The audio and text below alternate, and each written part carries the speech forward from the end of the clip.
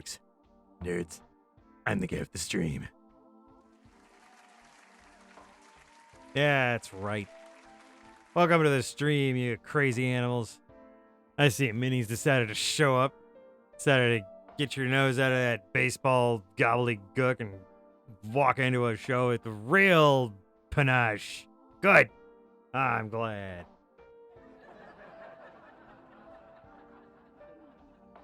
I see we got gray hair, we got black fox here, we got all the spectrums of color. That's fantastic. Wonderful. Welcome to the show, guys.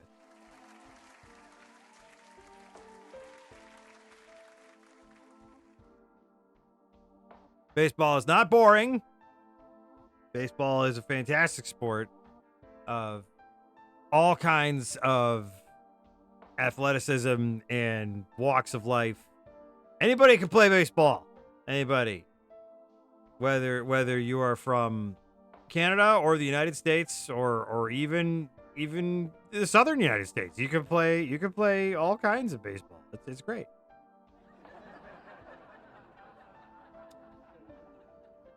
How's everybody doing? It's Monday. Did you guys know that it's Monday? I just recently found out that it's Monday. I was shocked. Shocked, I tell you, to wake up and realize that another Monday had happened.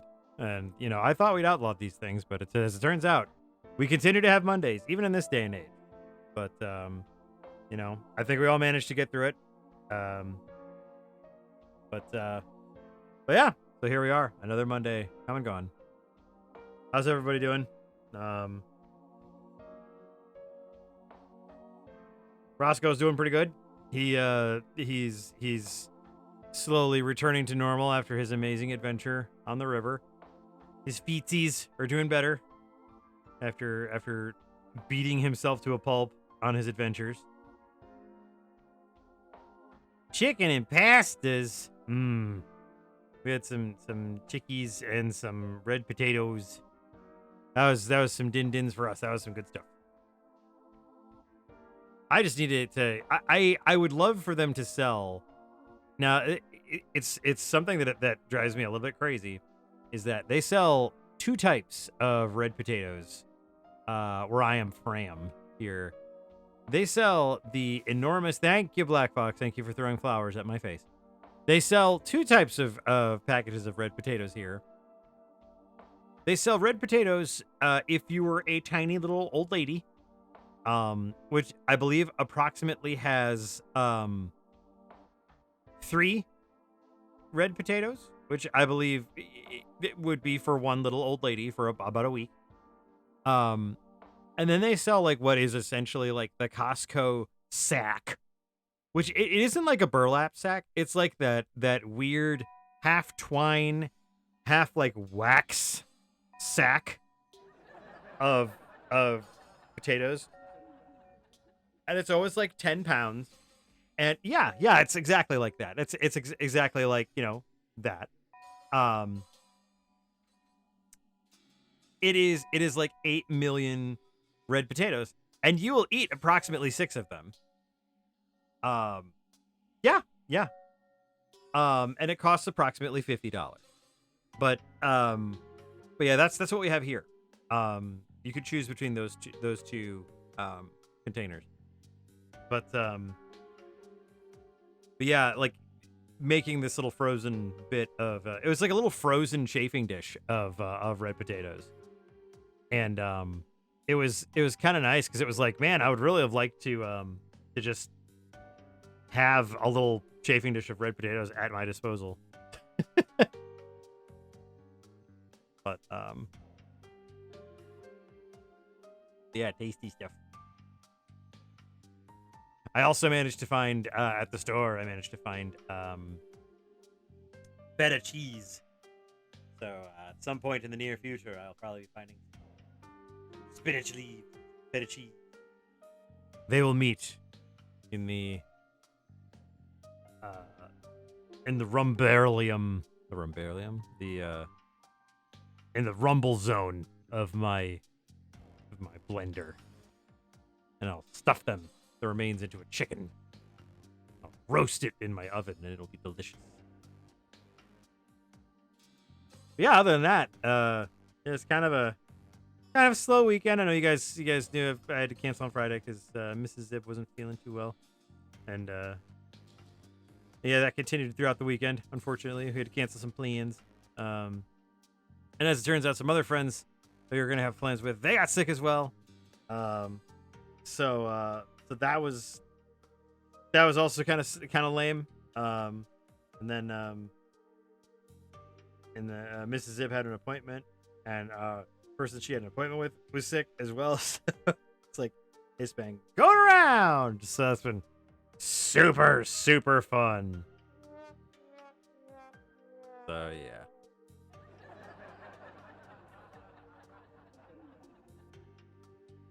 Bit.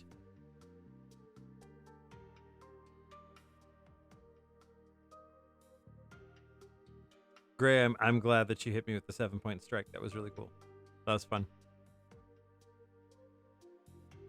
But yeah, other than that, it's been kind of a quiet, a sicky kind of weekend over here at Zibb HQ. Spent a lot of time with the Roscoe, kind of hanging out. Played a bit of Slots and Daggers.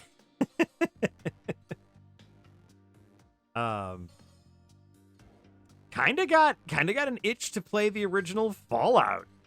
Weirdly enough, that was kind of a thing.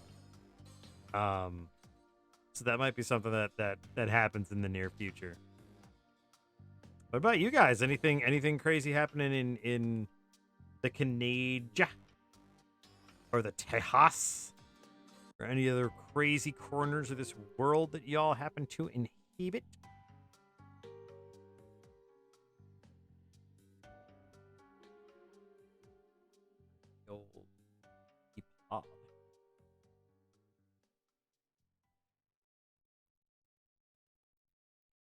Heat wave and apocalyptic thunderstorms. Yeah. Roscoe doesn't really understand the whole idea behind the we can't take you outside because you'll die. So 3 weeks to conference. Yay. That'll be fun. Out of ice cream. Actually, I am also out of ice cream. I just finished my little I think I have a little pint. Since I've been eating less, I've been able to portion myself out a bit more, and I'm able to make these little pints of ice cream last a little bit longer. And I was able to make a chocolate chip cookie dough pint last about 3 days, which is huge for me because typically, as a normal kobold, but I say that normal kobold with a little TM next to it. As a normal kobold, I could destroy one of those in approximately 45 seconds. So, I mean, I find that to be pretty impressive. Restraint on my part. So, speaking of conventions, I was asked by the organizers of this Heartland Halloween if I could make some additional stuff.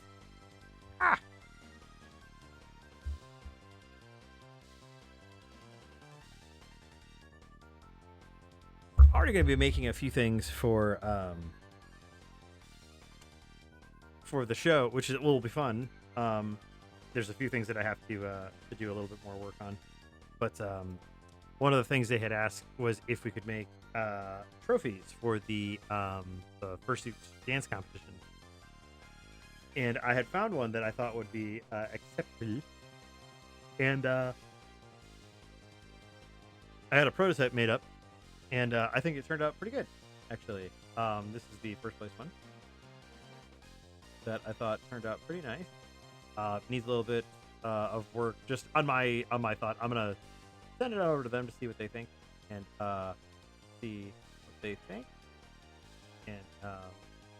but yeah, all in all, I think it looks pretty nice just on its own. Shouldn't really need too much work. But yeah, it's nice. I think it's pretty unique. I think it just does its own thing. It's been inordinately rainy over in Texas. Oh man, be grateful over in Texas, but that's the weird thing about Texas. If I remember correctly, it's like whenever the weather is weirdly like opposite of everywhere else, it's almost always catastrophically so. So be careful over there, Gray. Like whenever there's like a heat dome like everywhere else and it's like, oh, it's raining in Texas, that means it's like 10 seconds away from like biblical flooding. And it's like I love Texas. My brother-in-law lives in Texas, and I've seen enough of Texas and known enough of Texas to just be like, they're gonna be okay. They're some of the toughest and nicest people we have. But it's like, you've seen enough people who are just like, nah, it's all right. I got my F-150 here. We've converted her to a boat more than enough times. We'll be all right. It's enough times that you're just like, man, come on, guys. Can we please, can we do something, please? They're one of us. I know they have their own power grid and everything, but come on, guys. Please. Please. Oh, yeah. You live on a hill, so you're thankfully shielded from it. However, you dread the news for another. Yes. No, I also am one of those people who lives on a hill who also is just like, it's a good thing I live on a hill, but I am terrified for everyone else. I know that feeling. Oh my god. Yes. I always laugh because it used to be when I first moved here, my mother would always call me and be like, oh, I heard there were storms. And it's just like, yes, they are incredibly far to the east and north of me. They are practically in Chicago. I don't know why you bothered. I am hundreds of miles away from them. You know basic geography. Oh. Oh, man.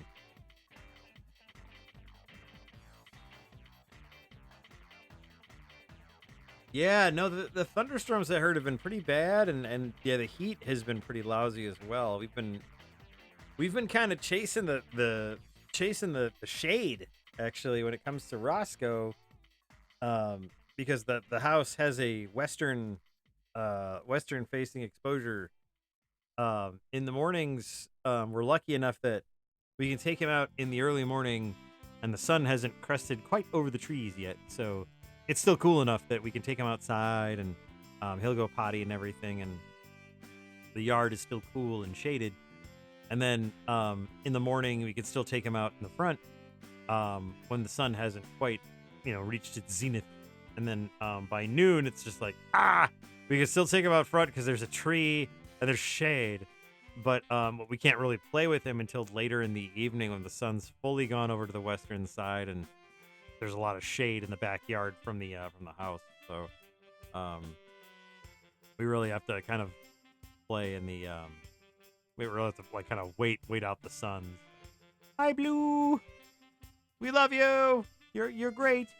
You're an awesome shade of color, and a great person too. Yay!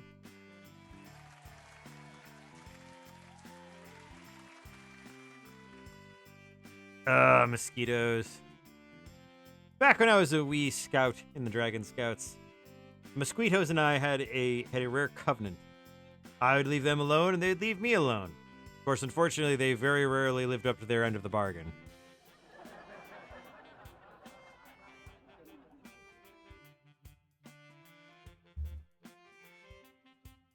Oh, goodness gracious. Probably get the old iPad out, huh? Bink.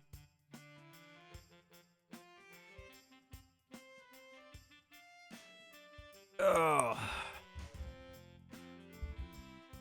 So we finally got to see the old erudite barbarian with his first lines on page.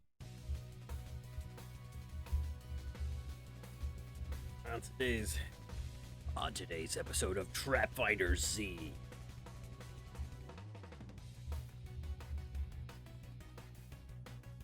go for 40-ish seconds to check the mail, and you have 17-2 mosquitoes bites. New for Frito-Lay, mosquitoes bites! The Z stands for Zibb. It does. Very good. Really in with a deep lore. Mrs. Zibb is doing okay. She's she's doing a little bit of a roller coaster for a bit, but she's doing a little bit better today. We'll see. I've already told her that if she starts feeling as bad as she did on Friday again, that we are taking her to urgent care. And we're getting her some Backstrom. I was looking up like this whole strain of whatever it is that's going through the U.S. I was looking it up, and they were saying that there is stuff you can take for it. Like there are like sulfides that you can take, and I was just like, okay, well, yeah, the problem really is one of those things where if we were to go to our regular doctor about it, like by the time that he saw her, that she probably would get through it. But it's like if she was as miserable as she was on Friday, no. Zibb would have to go dragon mode and be like, nope, car now. I don't have to do it often, but when I do have to do it, it's like no, get in car. We go car.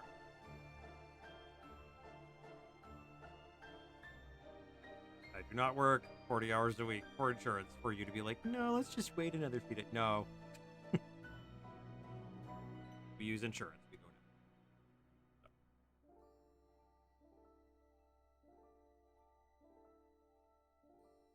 now. Oh. But yeah, fortunately, she's been feeling a little bit better. So, yeah, so hopefully that continues on that trajectory. And we don't have issues, but we will see.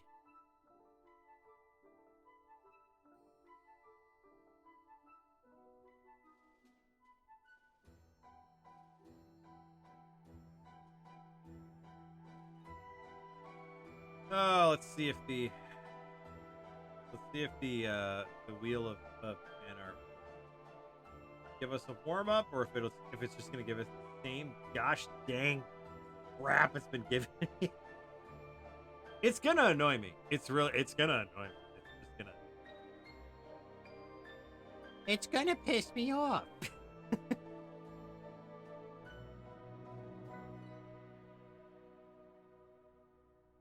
Yeah, that's right. Mm-hmm. Mm-hmm.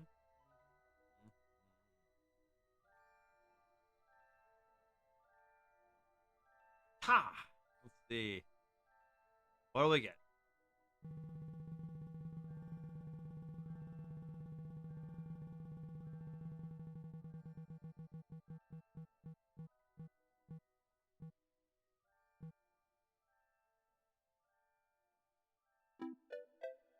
Barrage was like one of the first ones we did.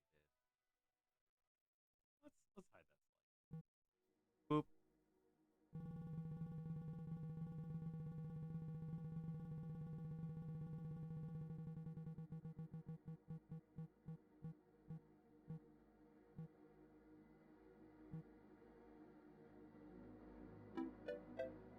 Yeah, sorry, did you had that one?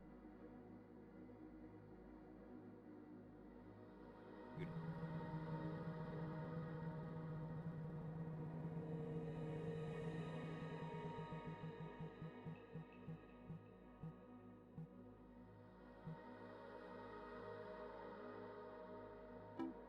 Already did Reese too. I'm beginning to think that this is how it's supposed to work. We are supposed to hide the ones that we.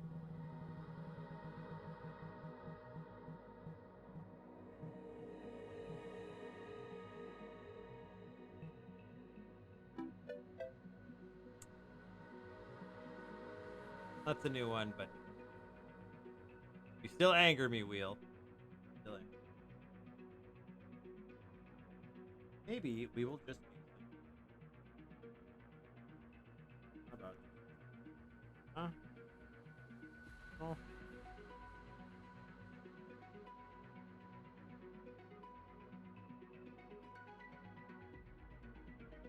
Hey, Tidy, good to see you.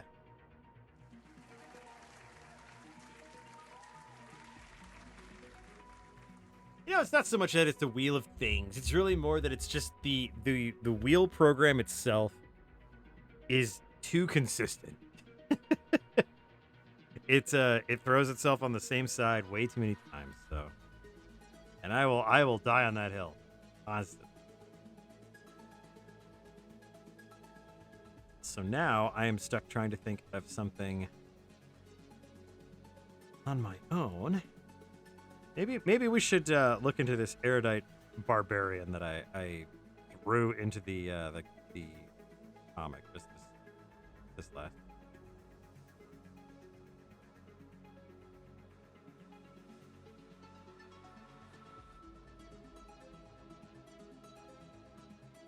Kind of a cool guy, isn't he?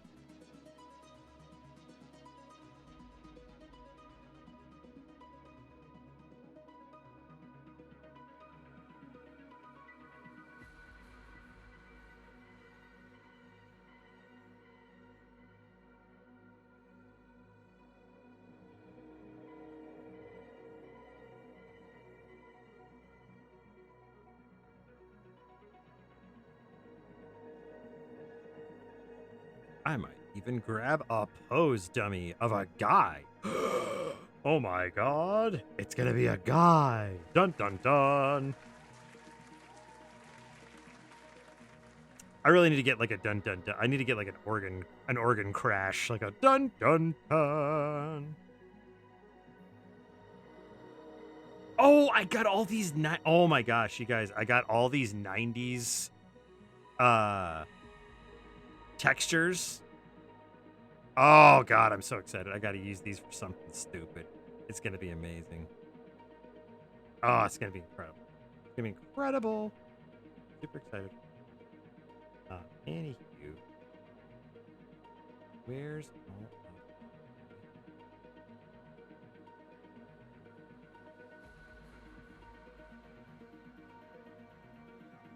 I'm super disorganized.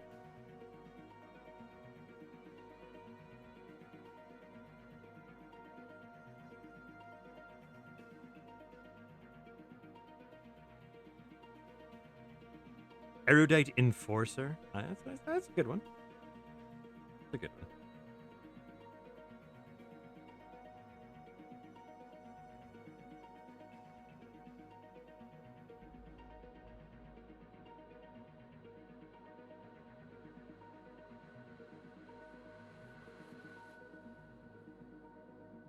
Ooh, there we go.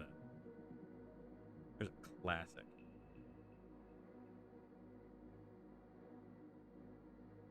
Beef him up. Ah, no.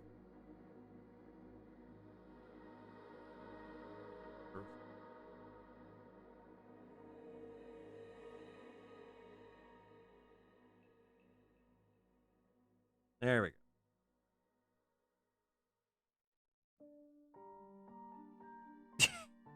Yeah. The 90s had their yes, we did have Ecto Cooler. You were correct. That was one of the only cool things about the 90s.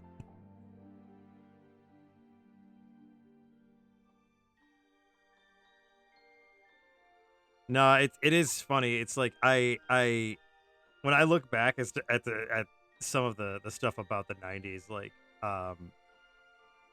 it is very cringeworthy. Like for some of the stuff that we let slide. Like especially now when I look back at it, it's just like yikes. Like you don't think of it because back at the time you're just like, oh no, that was normal. And now you look at it and you go, wow, holy shit, we got better, didn't we? We got way better. Cause like, yeah. But yeah, nah, yeah.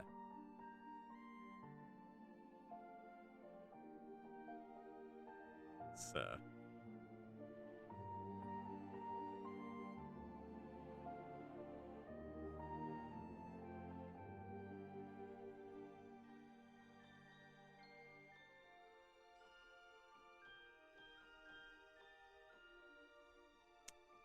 horses are hard to draw.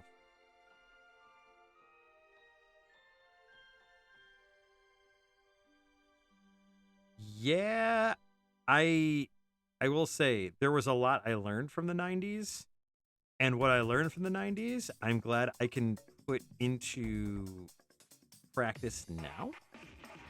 Um, and a lot of it is hey kids, don't do this. Um, but yeah, definitely. Glad I was there. Would not go back to the 90s. Would be I'd be more interested in a couple of like 3 or 4 week trips to the 80s. Um, that would be more fun, in my opinion. Oh hell yeah! This.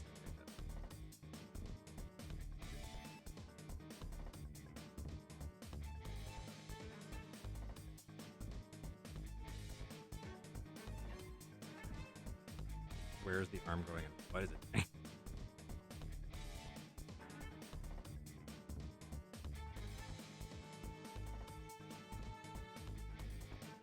Oh, you and me both. I would take a vacation to malls. God, I miss malls. I miss malls. Like it's a hobby of mine to miss malls.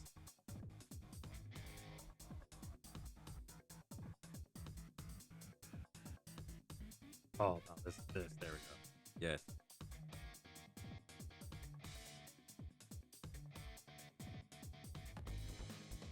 I unfortunately, and this is I say this with no irony. I unfortunately was not close enough to a mall in the time frame where I was driving that I could hang out at a mall on Friday night.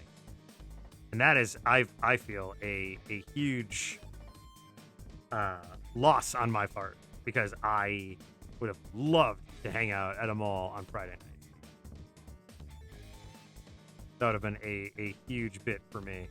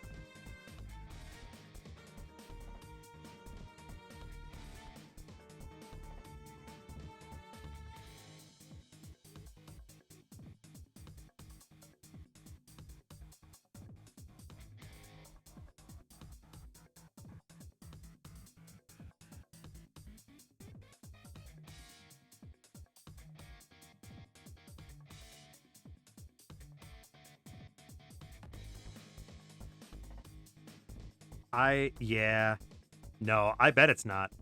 I bet it's absolutely not. And I was just having the same thought the other night about conventions. Um, because I was thinking about conventions and how it was so much more fun to sit around a table at a con hall and just yak with people and goof around and tell jokes. Because we didn't have cell phones to hide in. We just kind of had to sit there and talk and get to know each other. And yeah, that was scary. And yeah, that was a very different way of going about things.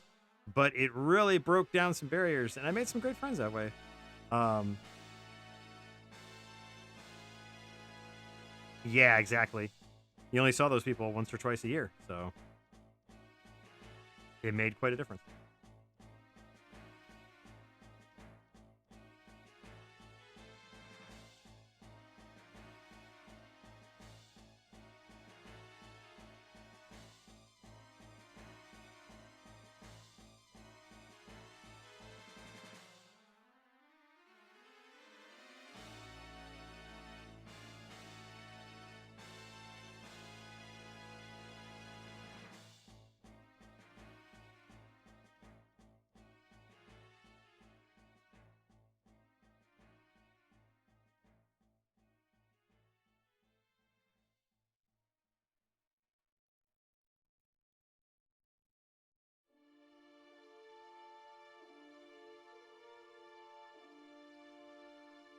Physical PlayStation games. My God. Like Tail Concerto.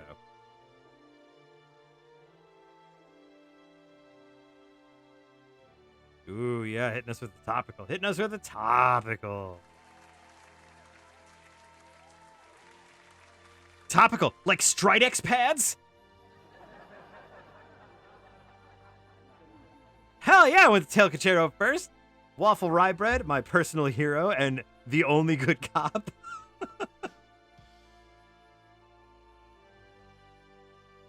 Waffle Rye Bread, who I'm supposed to take seriously as a police officer, who is voiced by, I believe, an 8-year-old girl.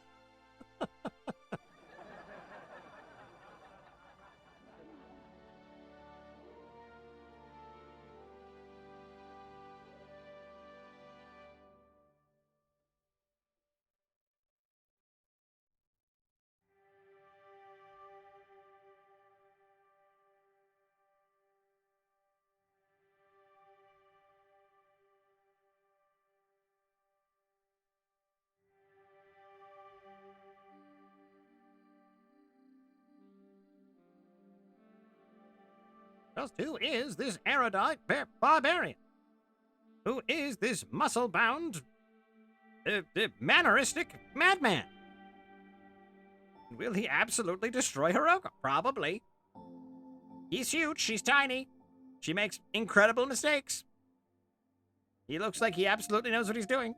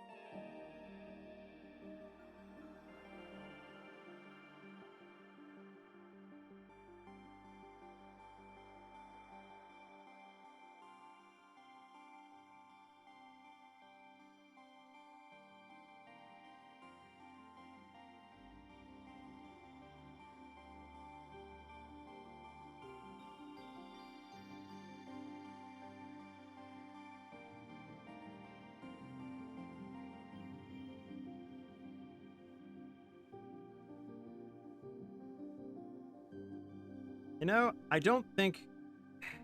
This is just my personal opinion. But I don't think it's a shame, because those games are no longer made.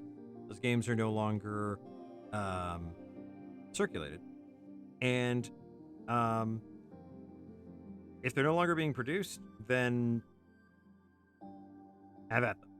If there was a grand collection of all the Little Tail Bronx games, with Tail Concerto and Solado Robo, Fuga, and you name it, and everything on it, I'd purchase it, 100%. But you know, they don't make it, so you know, if you have to yo-ho to get Tail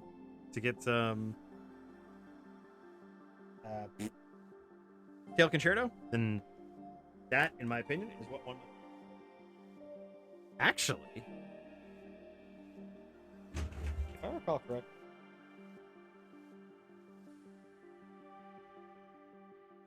well, now I'm curious. Actually, I have to check something.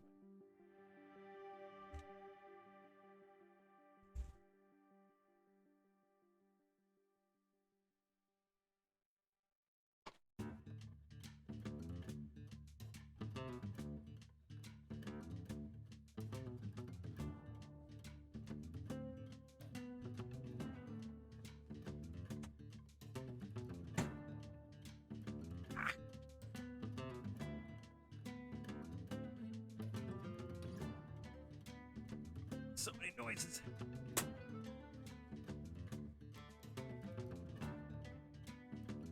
don't think I ever went through physical games when it came to yes.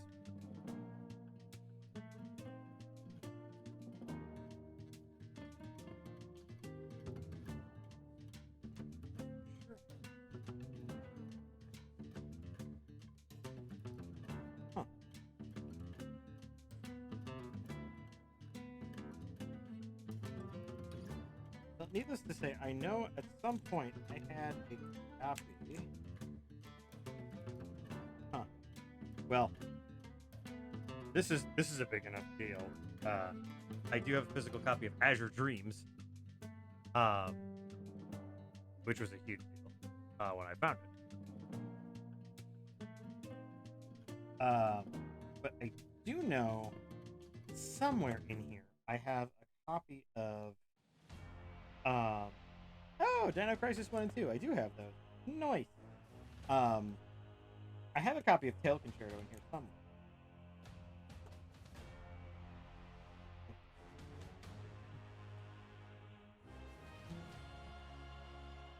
The Evil 1 and 2. Super fun.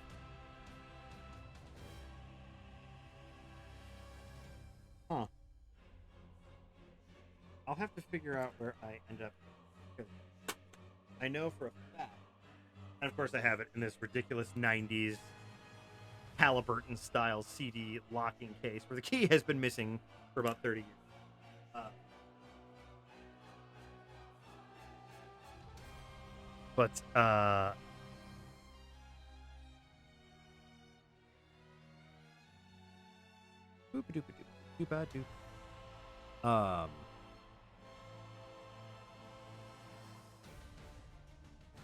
Oh, Sheeran! Frickin' Sheeran. I love Sheeran. Yes. Sheeran's excellent. I love Sheeran. Sheeran's great. No, I love Sheeran. I love what Sheeran has done. Sheeran has done so much for so many.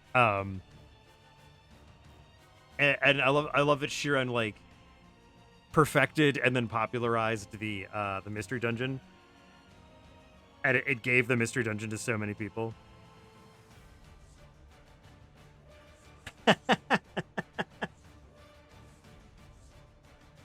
I was actually just the other day I was playing why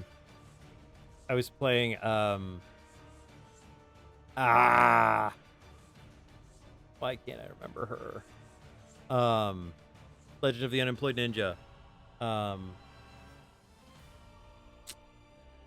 Just because you guys had been talking about mystery dungeons, and I was just like, oh my god, I need to play Izuna. Yeah.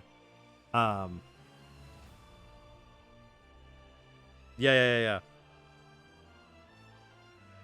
Yeah, Izuna. I mean, it's super good.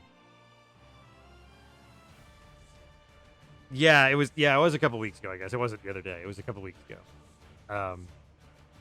But no, it was just funny because like I was like, oh yeah, I forgot this game is super cheeky and funny.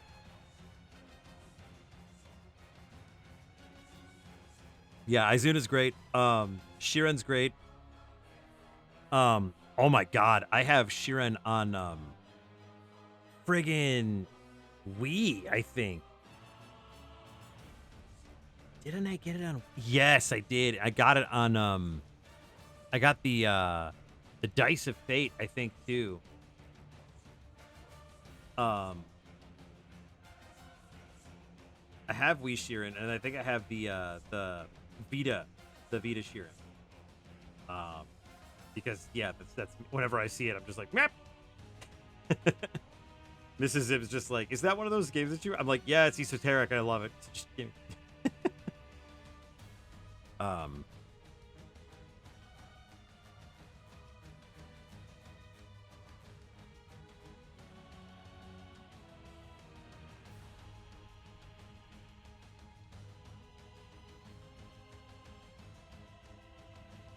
They're good games. I think it's just funny. Like, I mean, they're just difficult. I mean, they're difficult, and they take some planning and they take some luck, and it's funny. Just like yeah. Even watching some of the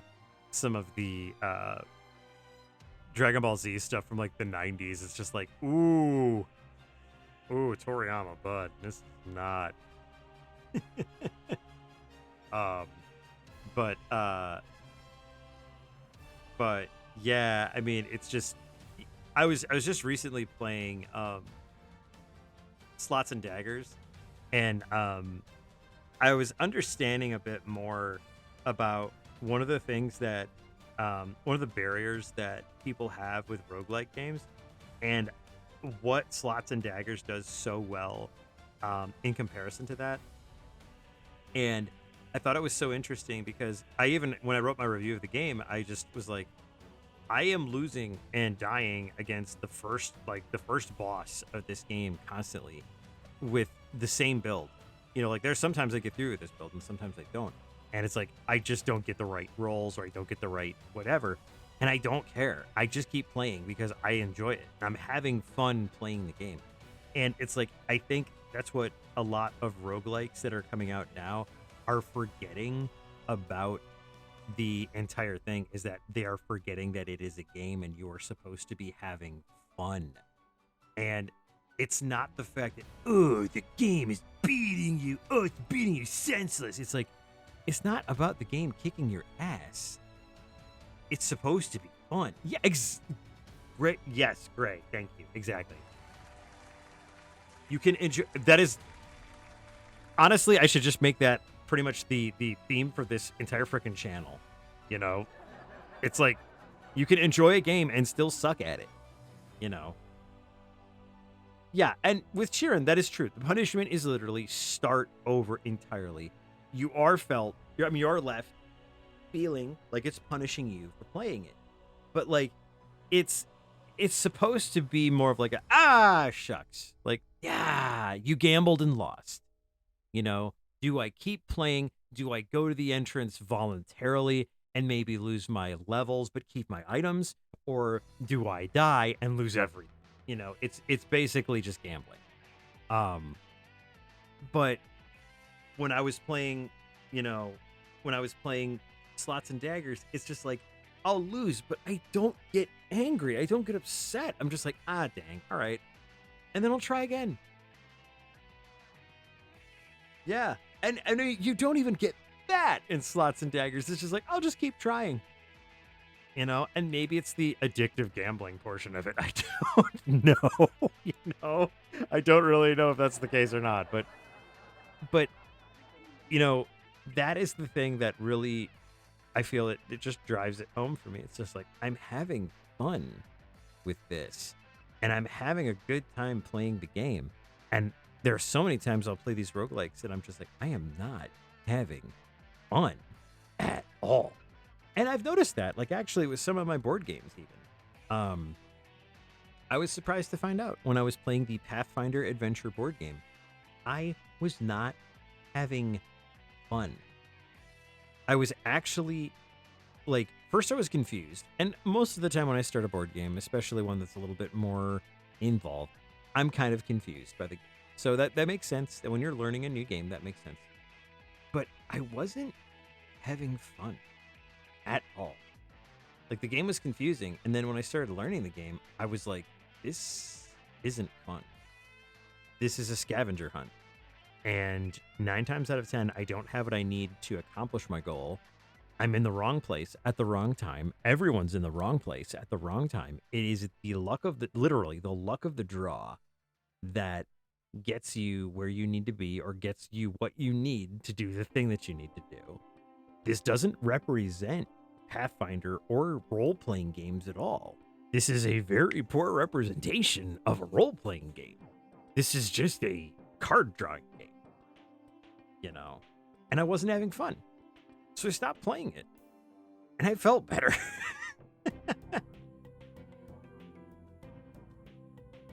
Yeah, for like with Gray saying, with him, it's the exhilaration of doing cool shit and seeing how far he can go before being punished for his hubris. And that is true. I mean, it's like, you get something going and you're like, yeah, and you get a head of steam and you're like, yeah, and then you get some confidence, you're like, yeah, and then like you get some false confidence, you're like, yeah, and then suddenly a monster's just like, I don't think so, and you're like, oh fuck, and then you're dead, and then you fall into a heap at the bottom of the hill and you kind of like shake yourself off and you and your friends laugh and you're like, oh my god, did you see how bad I fell? Yeah, man, you got completely destroyed.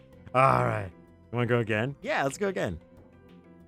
That's called play. That's called having fun. That's called having a good time. You know.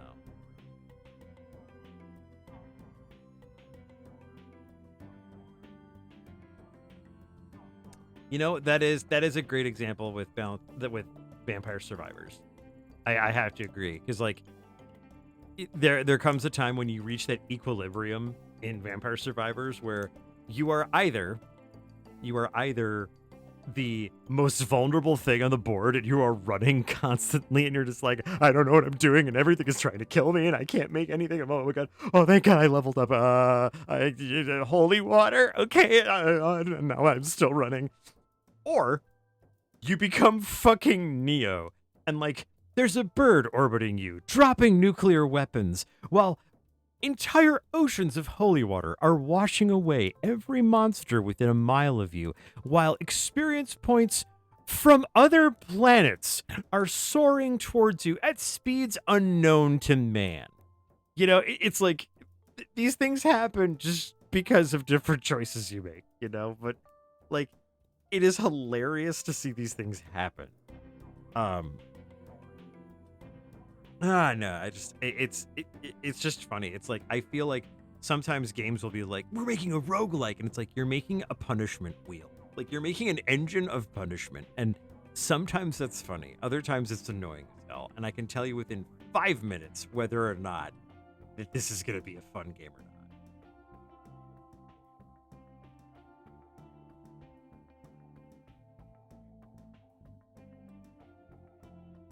I don't think I've ever played RoboQuest before.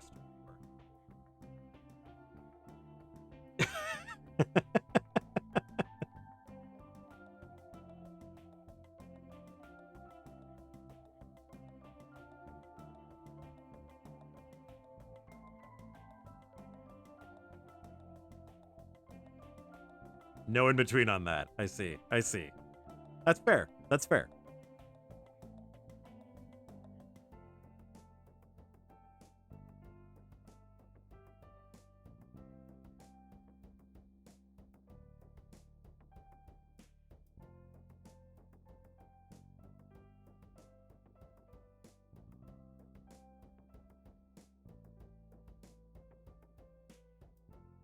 No, not that one.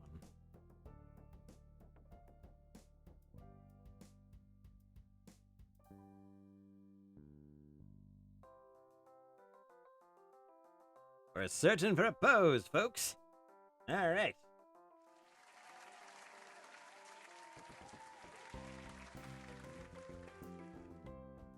Oh, no. Kirby games?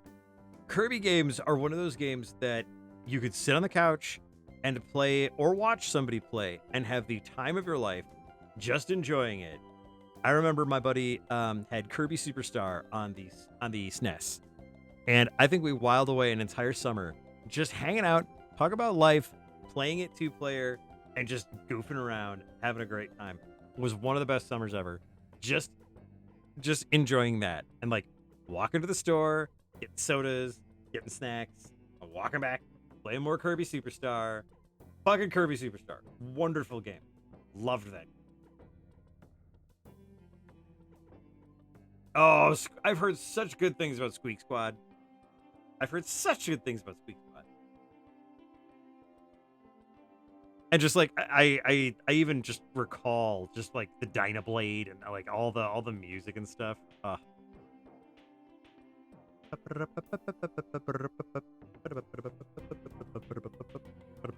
know that's not it, but still, all the Kirby music just kind of sticks in my head. Yeah, Superstar Ultra, love that. I remember when Superstar Ultra came out. I was working at GameStop at the time.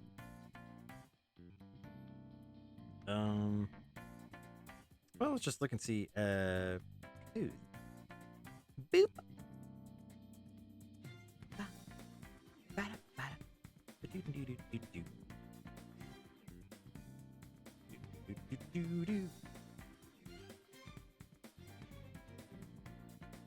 You gotta love some of these quote these like titles here. Men pose suits the man. Ooh, standing pose set. That's probably what we're looking for.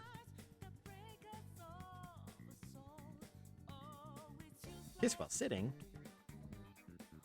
Oh, there's so many good poses here that I do not have time to purchase. This one probably have some of these. I don't. Oh, that sassy ass middle pose, or that pose on the far right. Those are happening. Those are happening right now.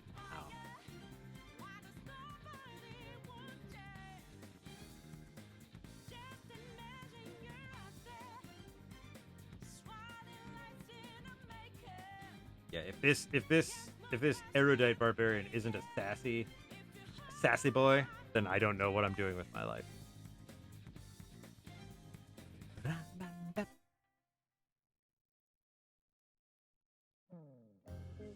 You know what? That's something, Tidy, that's one of the funny things. I remember when that game came out. Like I said, I was working at GameStop at the time. I cannot remember a physical release of games as high quality as the original DS. The DS cartridge boxes were so satisfying. Before they started doing, I think they started doing it at the latter, like, third of the DS life cycle. But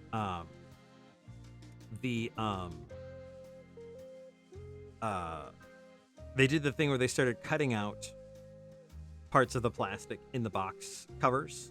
I think it was to save plastic, probably to cheapen the boxes by a few cents or whatever. But I know they fully started doing it by the 3DS. But the solid boxes and the just the tight lamination and the artwork and everything on the DS was so good. You actually do. Yeah, I remember, again, when I was at GameStop, we got a couple of European we got boxes and stuff, but yes, the original DS boxes, both in the UK and in the US, were so just solid, and they felt so good. Like, I don't know.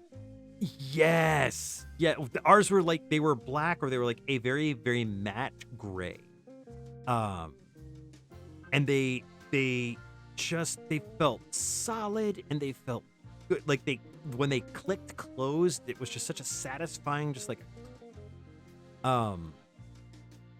but it's stupid. It's again, it's just one of those things where it's just like, when you're not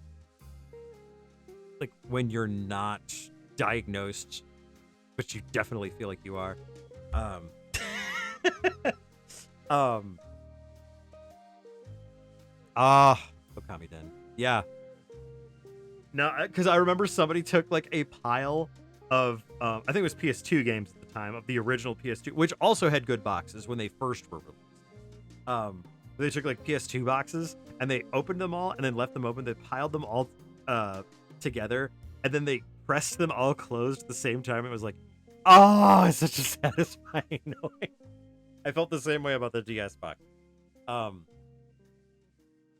But they were so satisfying, and like, they just pop open. Like, you have to use some force to actually pop them open. I know. But I remember them. I remember they just high quality.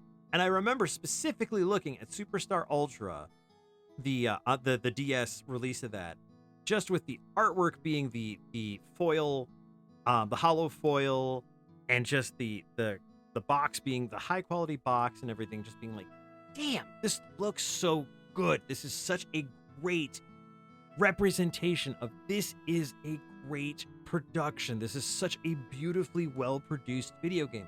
You have a high quality production on the outside. You have a beautifully well rendered game. I mean, there's so much game in that little cartridge.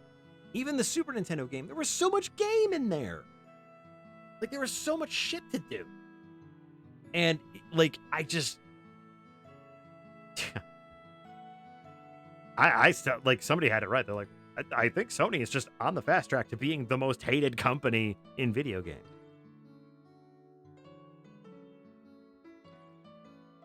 I said it, and I said it on this same frickin' stream. I was just like, we're just going towards another crash of 83. It's just how it is.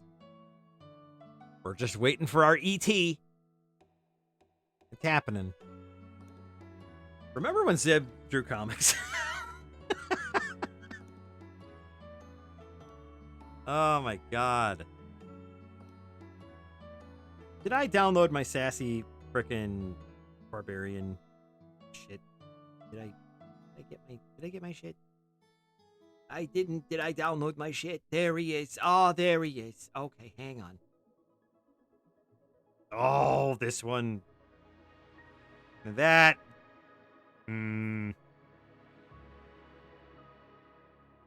Oh, GTA 6 gonna be ET too.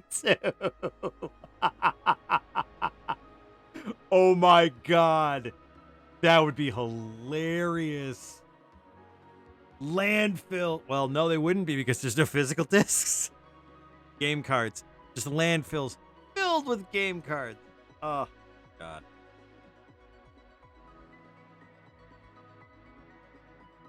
Yep. Digital landfills filled with digital. Oh, wow. How poetic. It's like a gorilla's line. Digital landfill.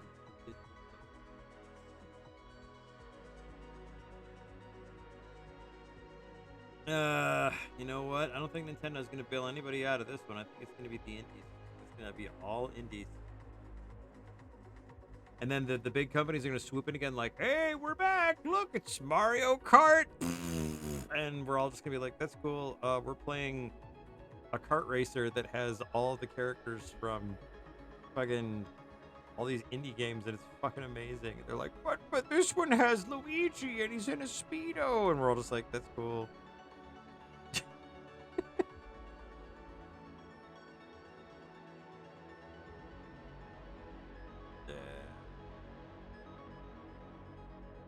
I mean, it would, especially if he says something like, "That's just how it is on this beach of an earth." Mario.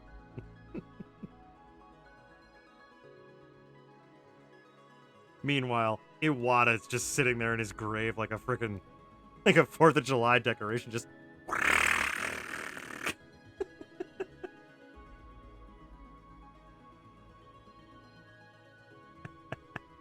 Oh, the Danny Wells Luigi. Hey, Mario. Mario. I do love me my Charles Martinet.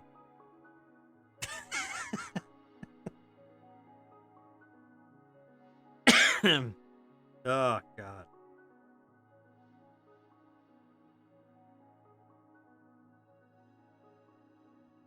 Yep, Luigi's jacked up, and Speedo Mario's still just fat.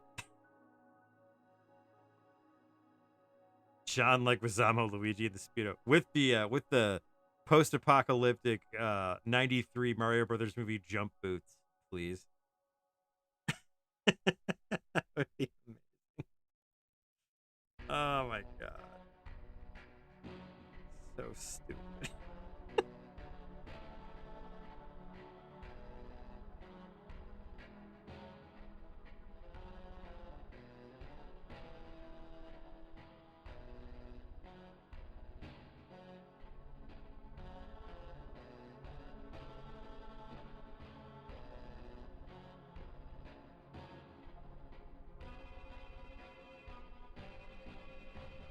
Just the Speedo jump boots. We have to get Christian Slater in there as Yoshi. Hey, Yoshi. Fuck. Just in a really bad, like,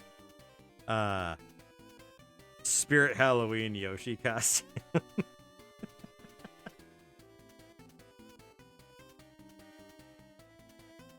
I think, honestly, I think you can pull it off. It could be amazing.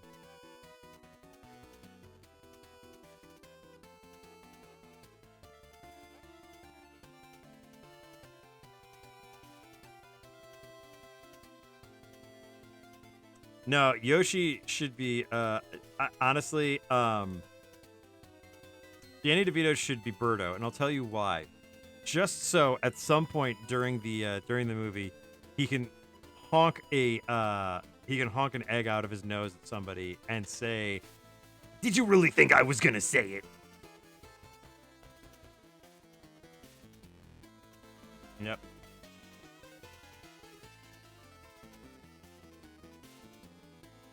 Yeah, no, 3DS cases were pretty decent too. Actually, Mrs.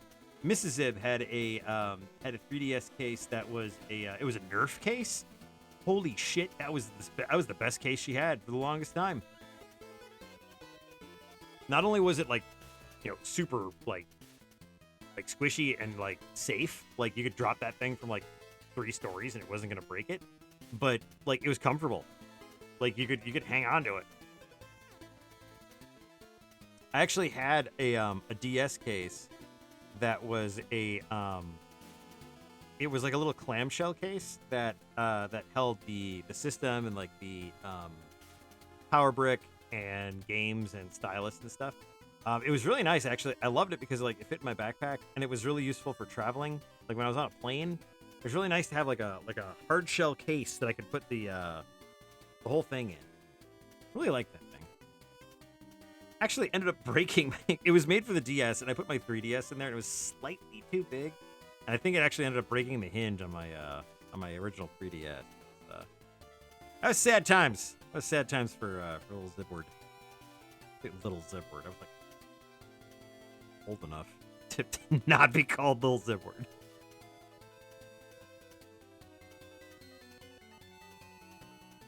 Remember when Zibb drew comics?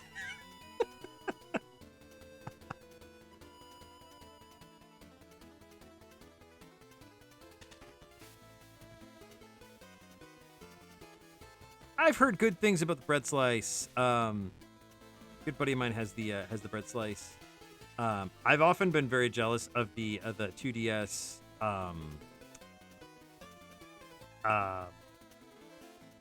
the foldy because it's lighter. That is one thing that does kind of get me about the 3DS is that for some reason I'll hold it for like maybe 30, 45 minutes, and then, my arms are just like, that thing's heavy. It's like, because of all the dimensions in it. You gotta get one with less dimensions. Like, too many dimensions.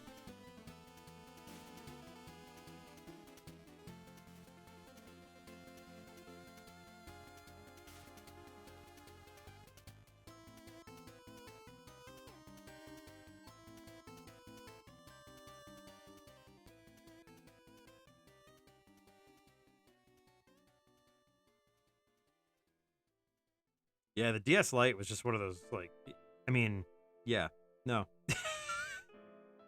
No, you just spelled it out right there. Cause it's light. And it's not like they call it the DS Heavy.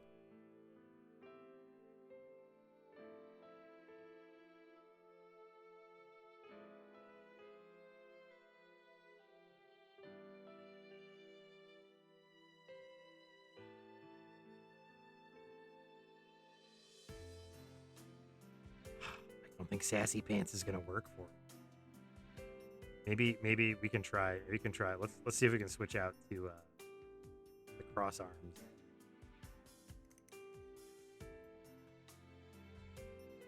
I think cross arms is gonna do it, guys. I think cross arms is gonna do it. No. There's no reason. No, that is a honestly. That's not a question of intellect. That's a question of atmosphere here on the Fabian Zibb super fun hour. So you're just fine.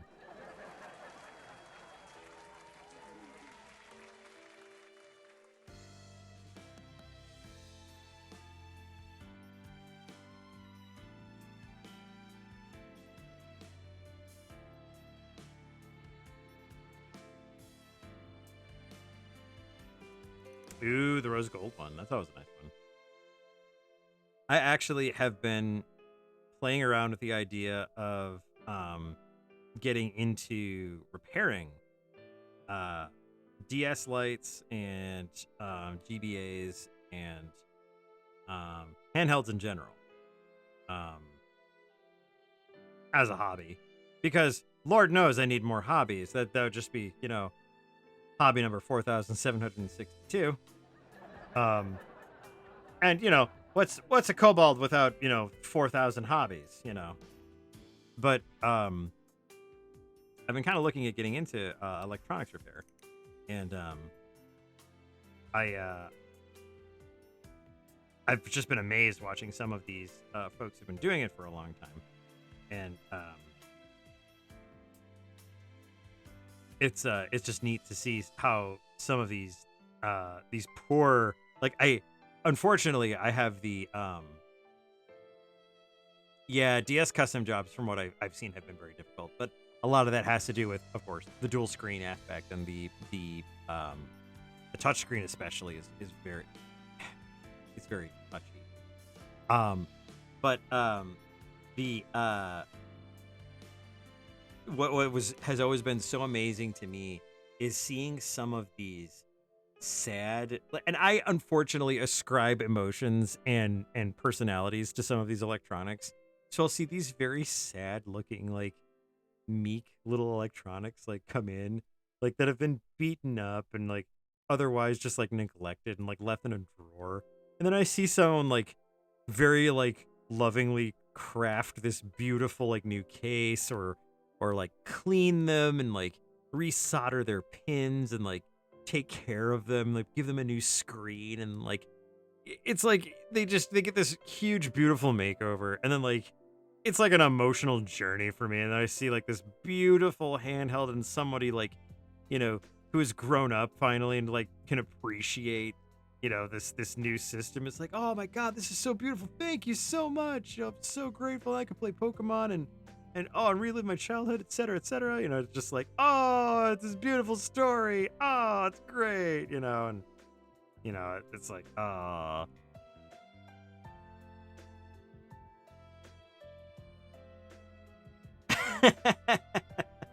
Yeah, oh man, I never had an original fat DS. They always kind of intimidated me, because they just like, they didn't look like a Nintendo product. Like, not really. They looked like they got like shipped off to some other company, and created by someone else, but so weird. I'm sure they're like the ugly baby, They're like the if you have enough, like, exposure to them, you're like, no, they're mine and I love them forever. You get away from them right now. And then, like, if anyone tries to, like, muscle in on them, you're just like, no, fuck you, get away. That's mine. Yeah, no, I get it.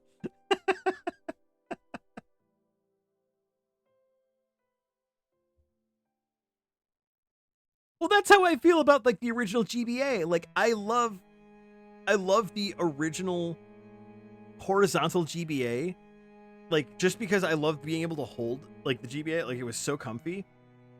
But the GBA SP was such a technology upgrade, like, in terms of, like, the light, and, like, the form factor was cool, but, like, it was also like, even for me with my tiny koboldish hands, like, the SP was, like, so small, and, like, but, like, the original GBA form factor was so good. When I was, like, initially on the internet for the first time, like, I remember reading up about the Afterburner, and I was like, oh my god, the Afterburner sounds so cool, but I had no skills whatsoever in how to install these things. So, like, it was just a pipe dream. And then, of course, like, someone is just like, I live in Japan and I could install that for you for $600, and it's just like, it's only money, but I'd never, I could never do it. But how it is. It's just like, it's one of those things where it's like, man, I would love to get, like, and then someone's like, oh, but what about the 101? That one was even better. It's like, oh god, remember when Zibb drew comic?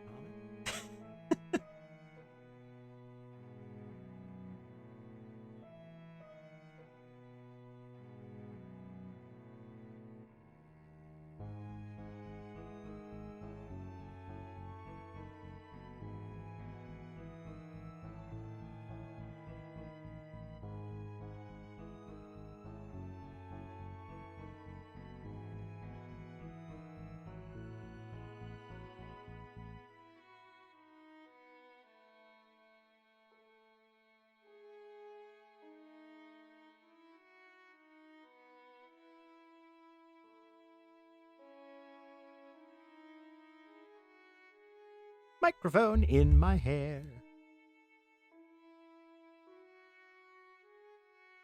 Now my pencil is yellow. Not what I was looking for.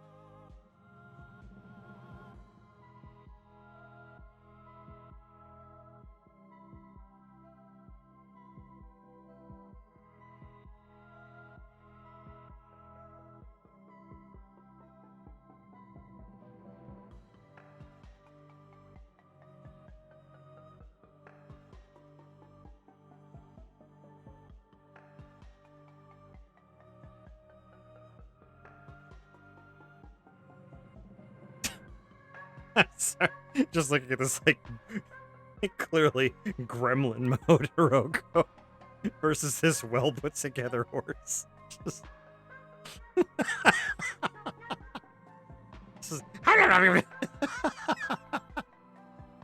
like, I already know. Despite having been doing this for like 15 years, I already know my art style is not the most refined, but still, like, Jesus Christ. Okay. I can do this. Oh, man.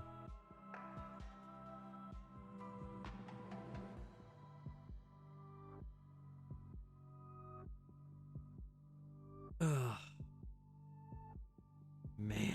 It's been a weekend, guys. It's been a weekend. Trust me. Why don't we actually get her form? She's not that big in this scene. She's not that big. Need to be that big.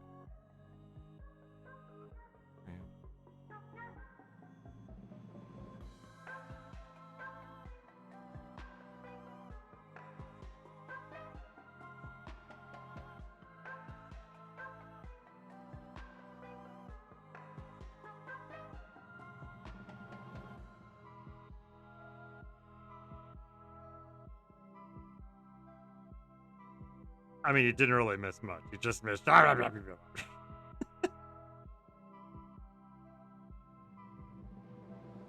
now I need. I know. It's like I know the pose I'm looking for. I just need to figure out where.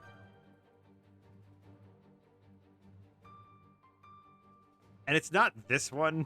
Like, it's not that stupid. Oh man.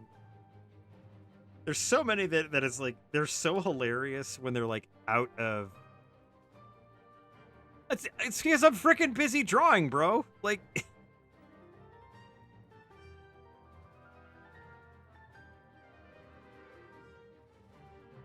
Amazingly enough, I have 3 monitors and none of them are tuned to Discord right now. My apologies. I say 3 monitors. One of them is the iPad. Oh, I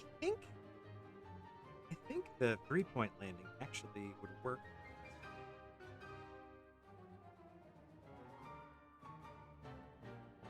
With a little modification, the 3-point might actually. Oh, there's plenty. Yeah, I know. You'd be surprised the amount of action poses that end up being quite suggestive. Because the spine, she is a fluid thing.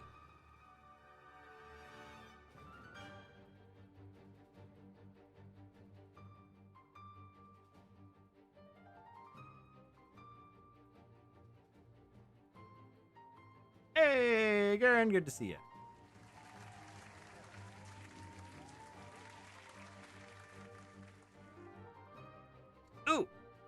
That was one. That was one I was looking for. Yes. Pretty sure that was one I was looking for. Yeah. Yep.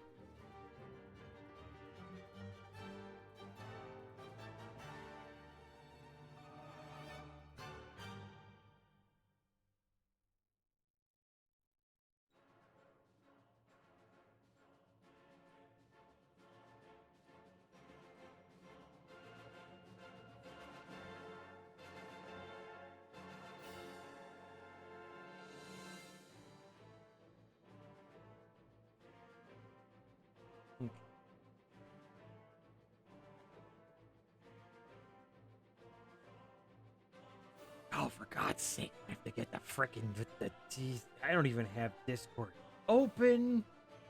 Yeah, I didn't even have to. Same person who was complaining that the frickin' stream toys weren't working. My entire life was on fire. God help him.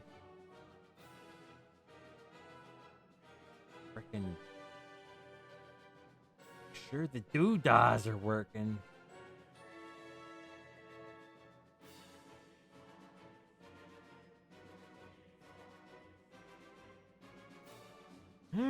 What we got here?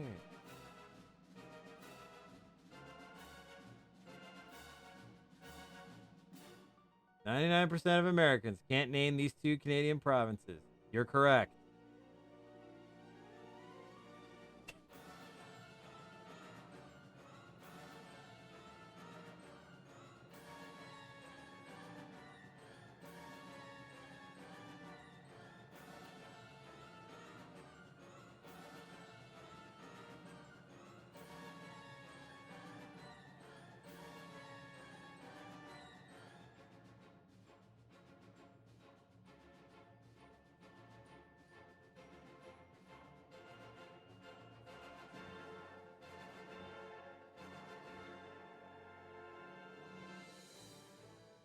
Like, I can completely I can completely accept that. It's like, yes, I can admit and accept that 90% of Americans can't name those 2 provinces. I bet you don't know most of the states. There's 50 of them.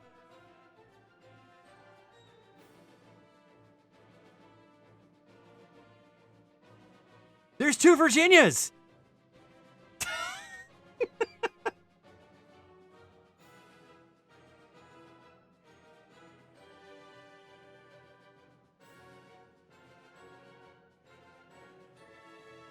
I live in this dumb country. I don't know all the states.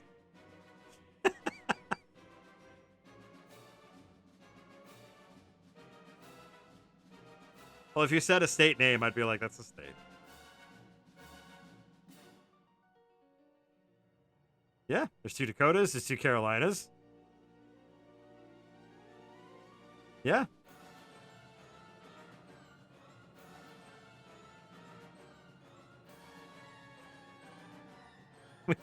We made a New Mexico because the old one was just like, oh, man.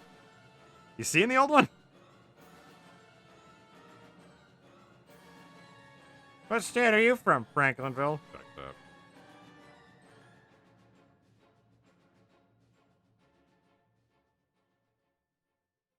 That's where the peppermint patties come from.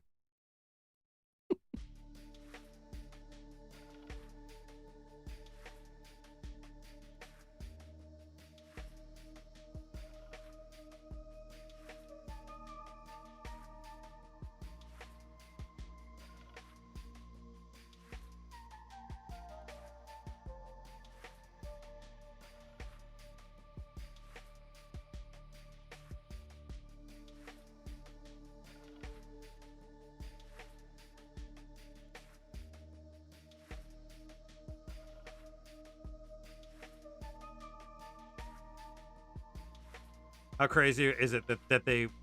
How crazy were they to find out that there was also a duchess from that York?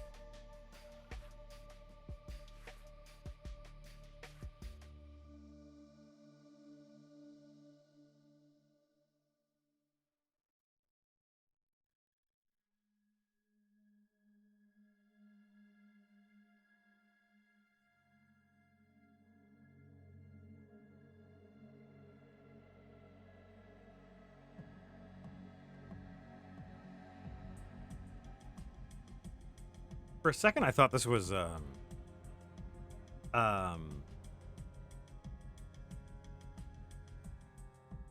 different song from a different game, but I can't remember the name of the game. But it's from Tunic, and Tunic is great. So there. We got bad roadworks and 2 tourist attractions. No clue where the Duchess went.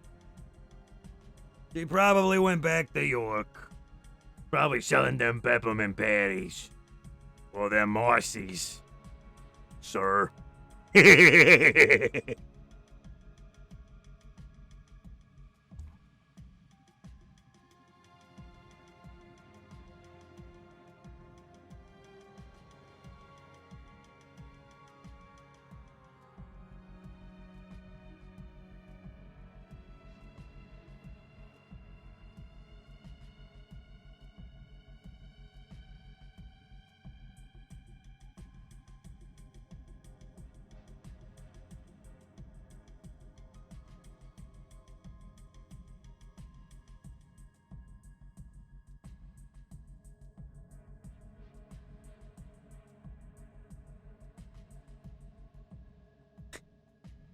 I do like to think that the line that he has here is just something like, well, that's the rudest thing that's happened today. Or, that's just about the rudest thing that someone's done today. Although I was almost not paid.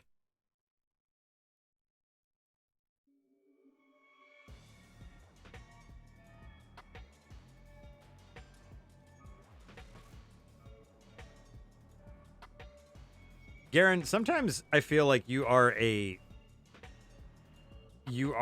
like well, no, that's exactly what that is. Never mind. I'm gonna jump out of that joke. We're good.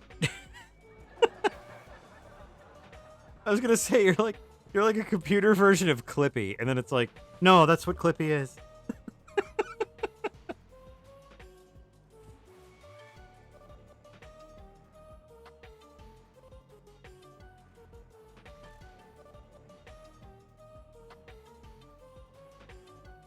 Oh, speaking of everyone shut up. I have something very important. No, I saw an advertisement for a medicine.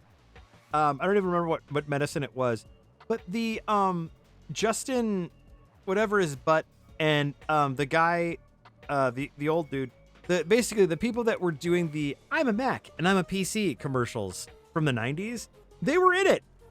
And they were kind of redoing their shtick from the I'm a Mac and I'm a PC days. And I was like, ah, I feel old and I don't want to use this medicine because that makes me feel old and I don't like it. It's just kind of funny, like, oh, weird. Like, basically it was one of those, like, if you remember this medicine, you should probably use it. It's like, I don't like that marketing technique at all. Yeah. It made me feel very beige, but also made me feel very Bondi blue. Ha ha ha! Dabu dee dabu die. It made me want to dabu dee dabu die. There we go.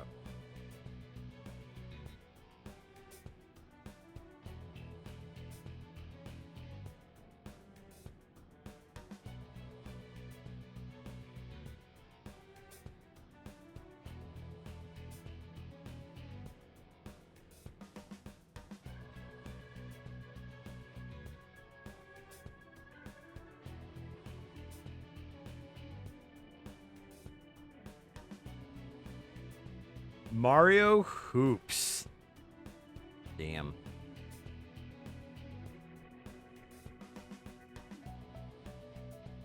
Was it for Ozempic? Oh my god.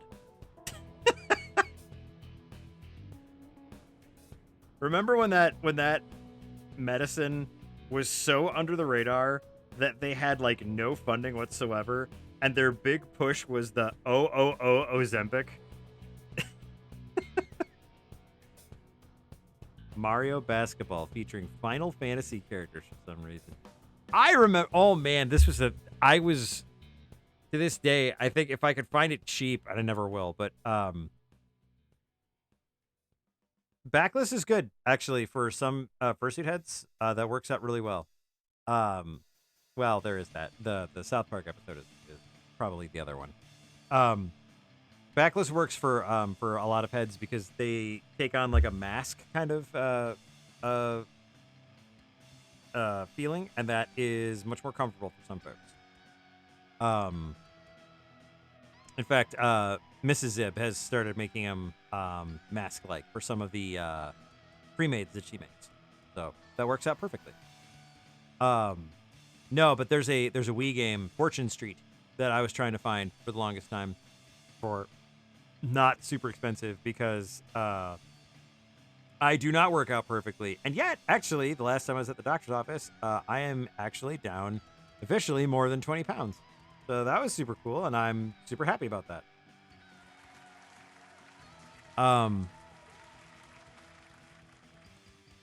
But Fortune Street, it's like thank you. It's like kind of like Monopoly. It's like a very, very Japanese Monopoly, but not only does it feature Mario characters, but I believe it also features some Zelda characters, but Dragon Quest characters of all kinds, of all reasoning. But I was really interested in it because they had Princess Alina in it. I'm just like, my favorite girl character in a video game. Oh my god! And I was like, I need to get this game, and then I could only ever find it for Black Box. It is not fireworks season anymore, and I'm very upset at you now. Very upset. You're gonna go in the penalty box.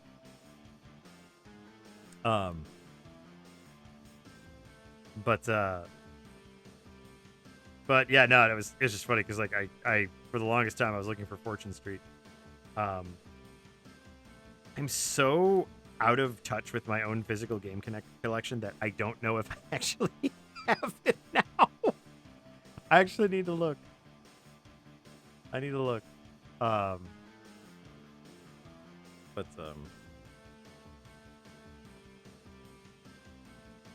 the pen tool. I can't use that. I need a pencil.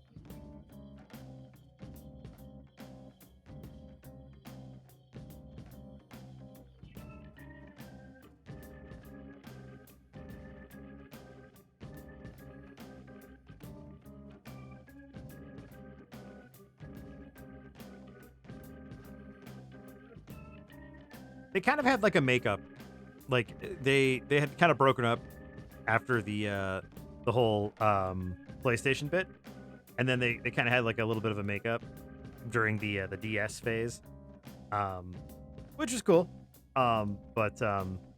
Yeah, no, there was a bunch of like Square Enix properties that really flourished during the DS phase.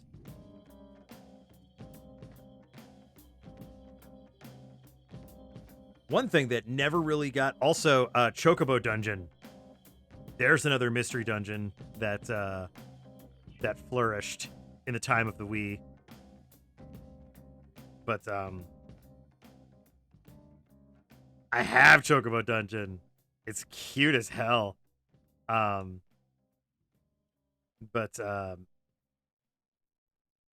the what is it?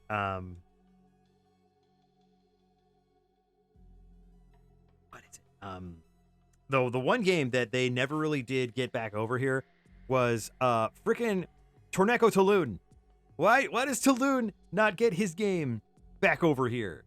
Like friggin' Taloon, man.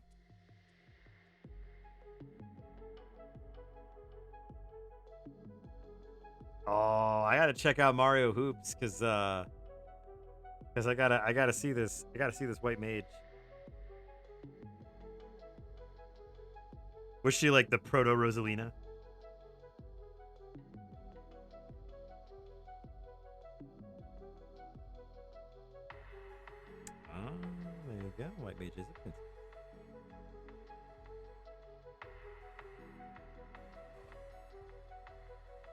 Rosalina with a pink bob cut. Mmm.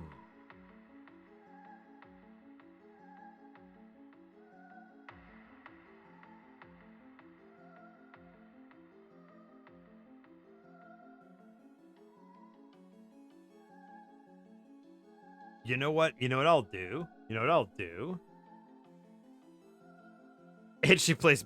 How else is she gonna stay in shape? At the nunnery. That's what she does. That's what she plays. She plays basketball at the nunnery to stay in shape because it's non-violent. Until she's checking some poor idiot when the ref's not looking.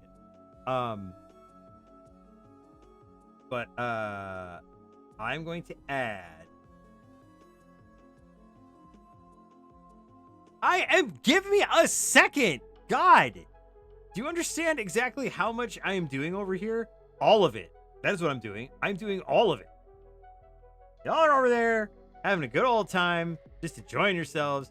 Poor old Fabian Zibb over here running the whole damn show. Everything, just. I'm running the concession stand. I'm over here on the announcements. I'm telling everybody there is a white Geo Metro with its lights on in the parking lot. See, look at all this shit that I'm doing, and y'all are just sitting there laughing it up, having a good old time.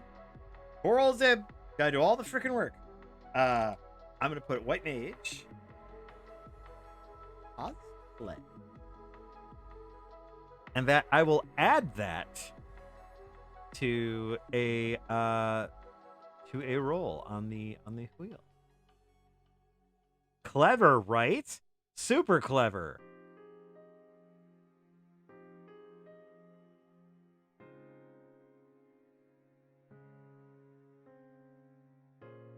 The white mage zone is for loading and unloading only.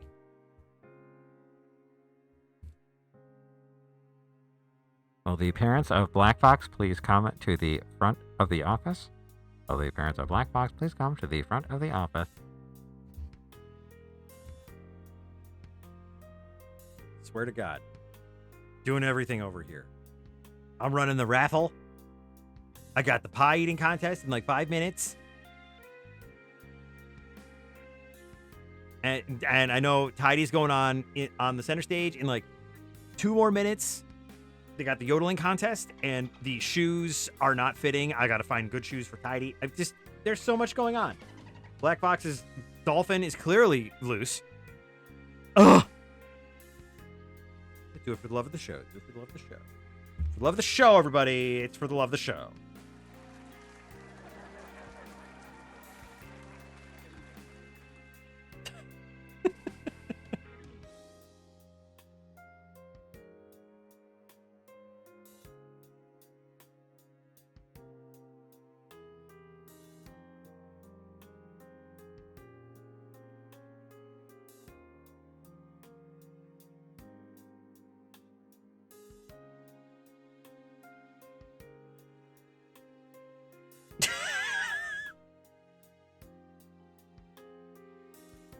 Nobody tell him. Guys, I don't think Garen could handle it. Just nobody tell him. Garen's just hanging by a thread. Just nobody tell him.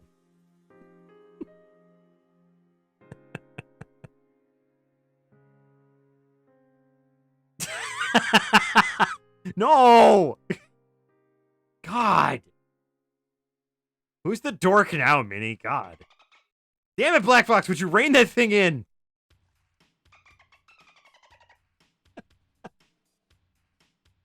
That malicious mammal will be the death of us all.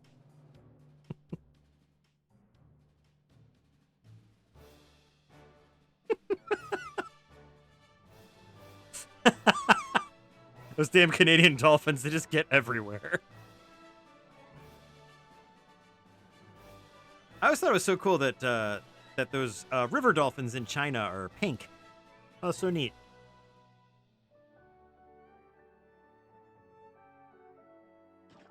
Stop throwing birds at me, especially cooked ones. Ugh. Oily ass bird.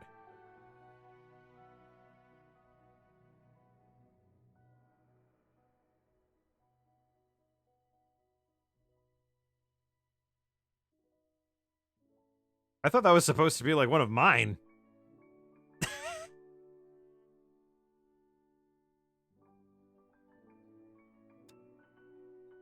Hey, it's the little witch.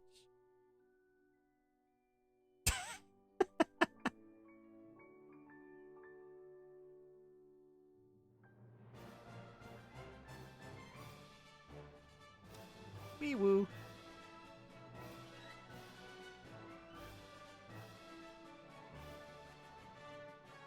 I need a jump kick.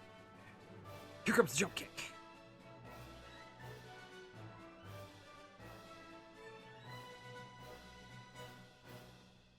I don't think I have a jump kick ready. So here we go. Once again, into the assets. That's right. I'm going to expand my already incredible assets.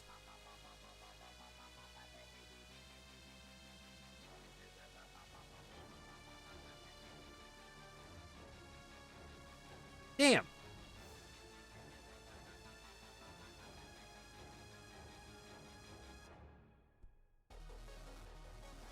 Got some Spider-Man ass kicks going on here.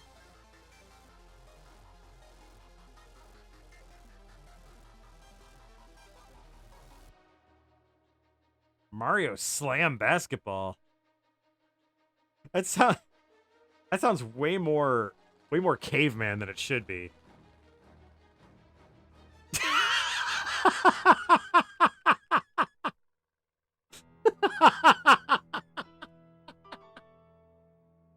Help him, old. I don't know what this does.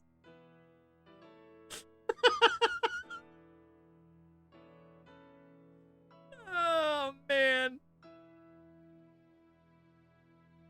Oh man. You better believe it. With the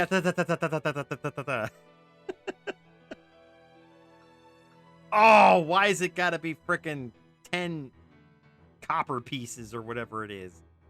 That's the perfect kick. That's the one. That's the one I want.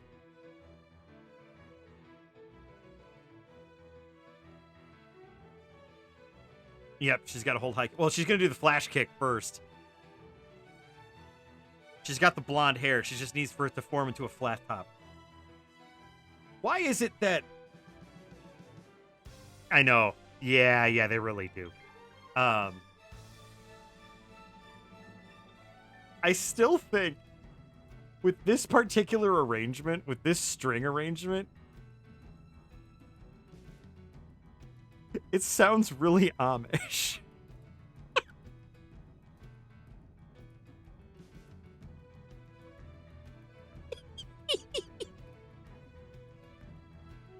It's because there's no electric guitar. Like there's no electric instruments to it. Like it's very string, it's very acoustic.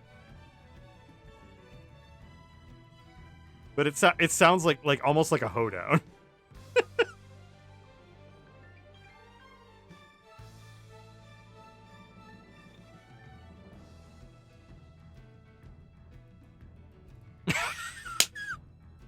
Master Chief, you might tell me what you're doing on that ship. Nothing that... Oh. Sir, nothing that God doesn't permit. He's just going after the Covenant with a fucking rake.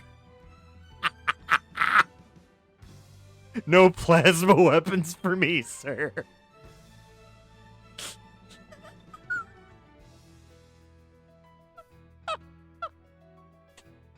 The Warthog is just a buggy. But it's still got the fucking 4 stupid axles.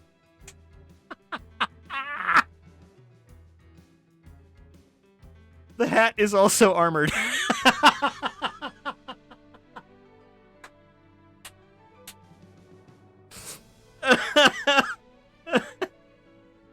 It'll be a cold day before the flood takes this objective, English.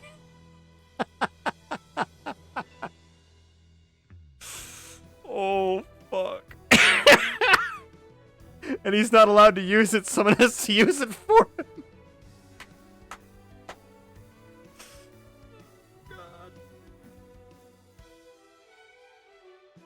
God. I can't breathe. Oh, God. Okay. Oof. Oof. Okay. I can. God is my witness. I will get this rough in. Ah, come on. You've got more jump kicks than this. Jesus.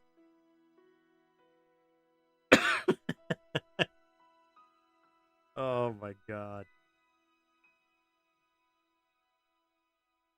I can't remember what movie it is, but I know Seth Green plays an Amish guy that helps fix somebody's car, and it's like a masterclass in sarcasm. Oh my God.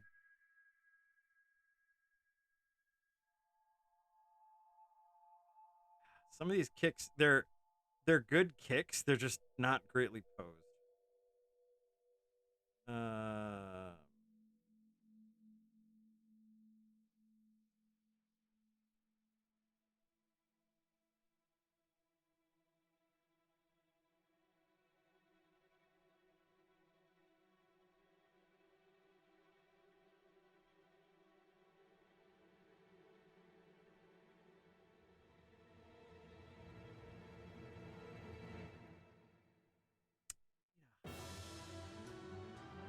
we'll give this a shot and see. Actually, this one's closer. We'll switch it to the female perspective. Yeah, yeah, they might need a tweak. They might need a tweak. Let's.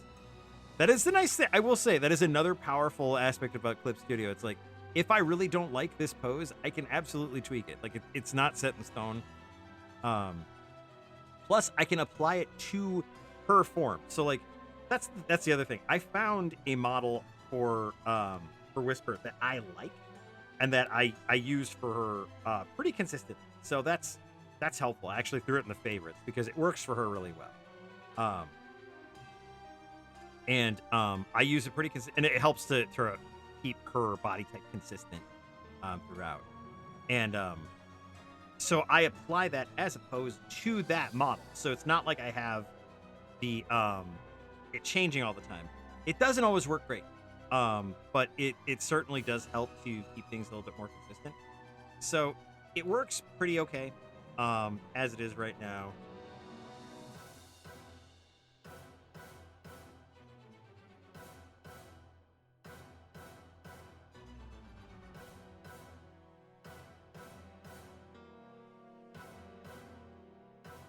And I can tweak it. Of course, I want to get this arm out of the way. Super in the way.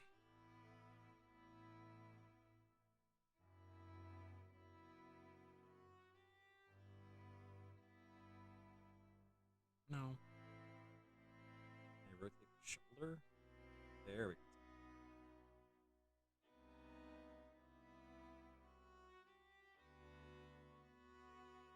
go.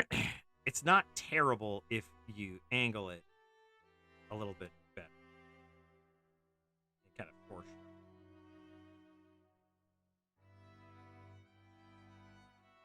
But again, you start losing exactly what's happening.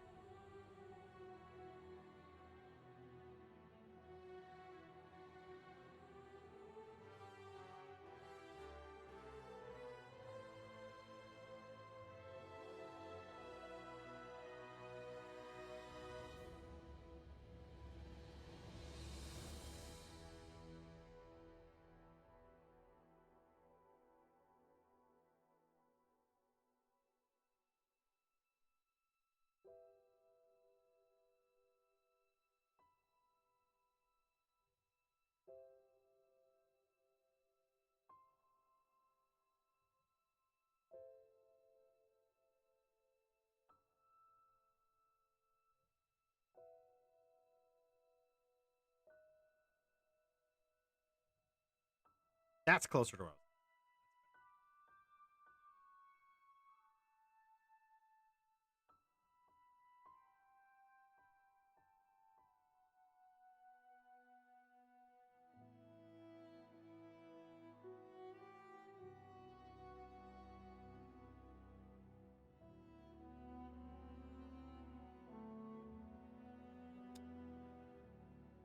Thank you.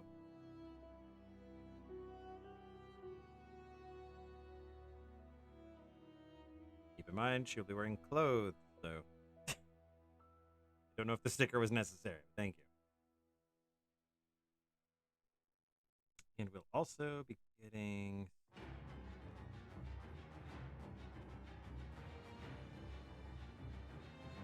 Oh, is this a the artist's is this a the artist's barely hidden fetish deal? Is that what this is?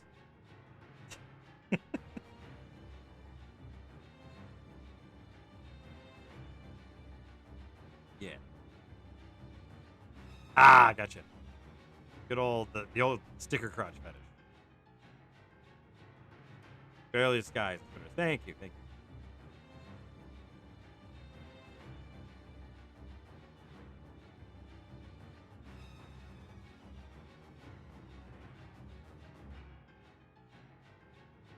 I can't be expected to remember every single term. That's what I have Gray for. Thank you, Gray. A penny farthing for you, sir.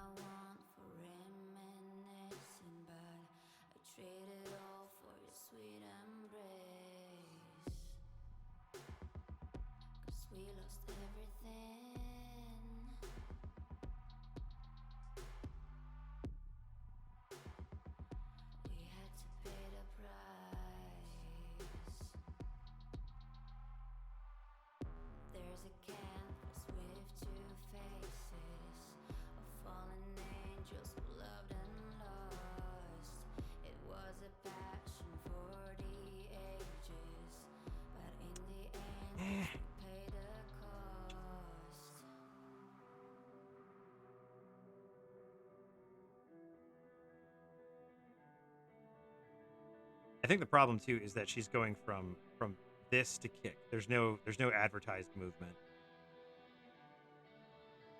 Dude.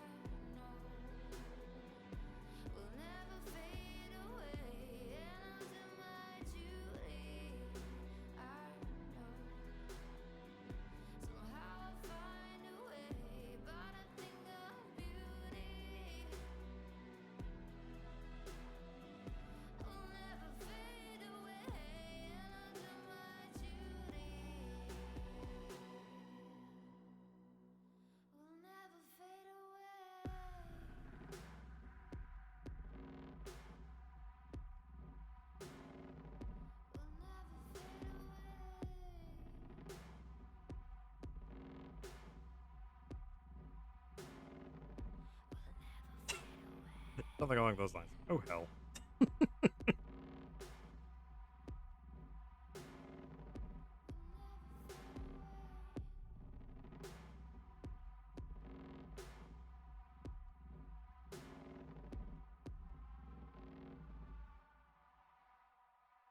Yeah, spring. She definitely needs to spring up again. Like that.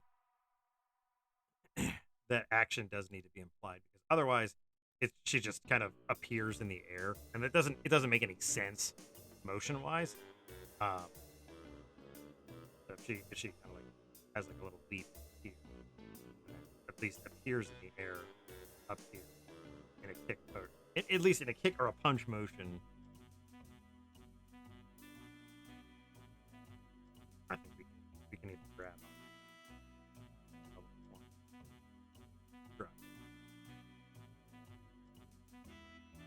Here comes Joe.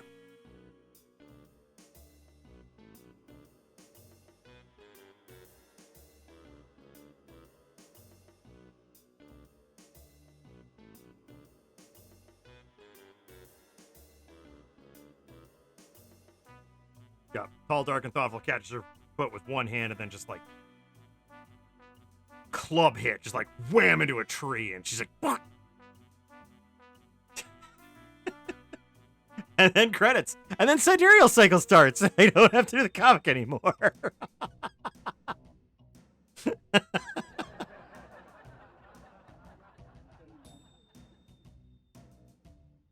Gosh, we never really did find Hiroko, did we? No, we didn't. I guess we can just go to live our lives somewhere else. I guess so. Oh well. The end.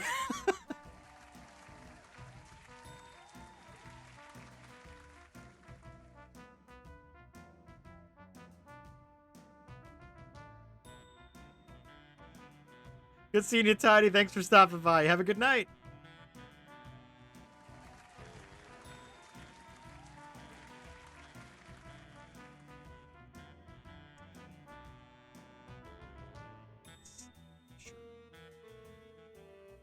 Yeah, block.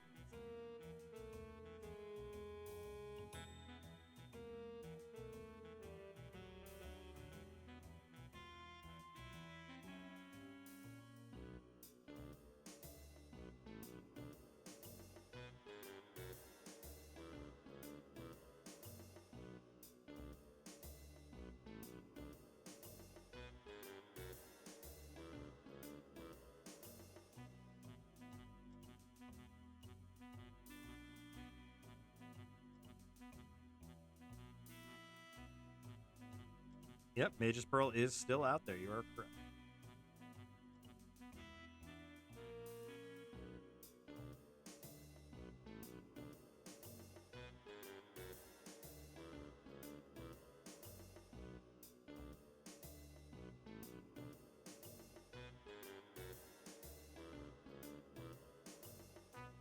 Yep, there we go. Mage's Pearl's the new Hiroko. What an annoying comic that would be.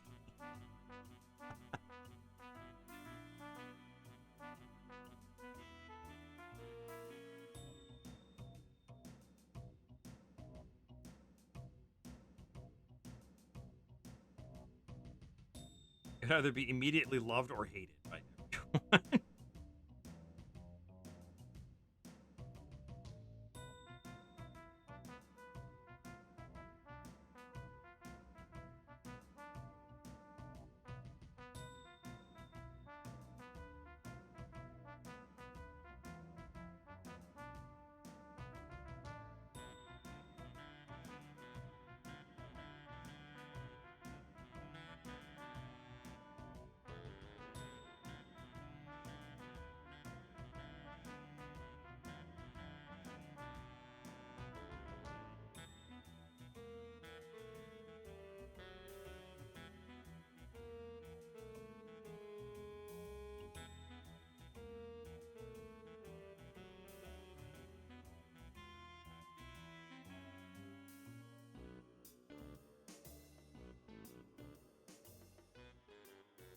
Okay, let's get.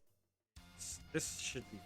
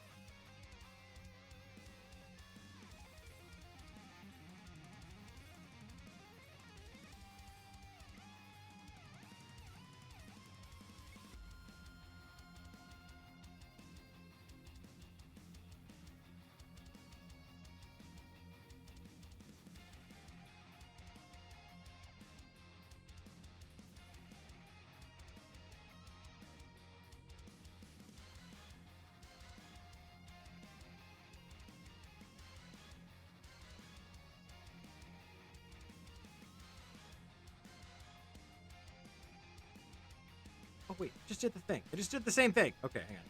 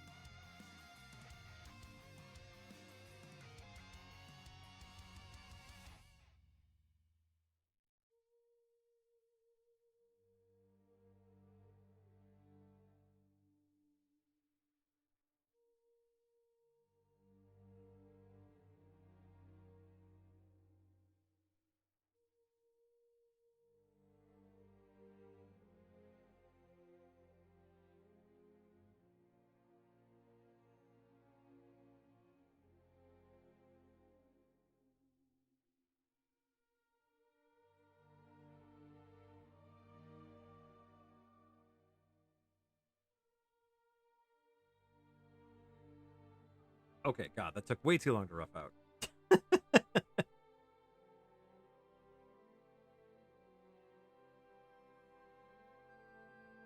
Okay, back in a flash. I'm going to go grab a drink, and then we will continue on with some mouse PI. Give me just a moment, guys.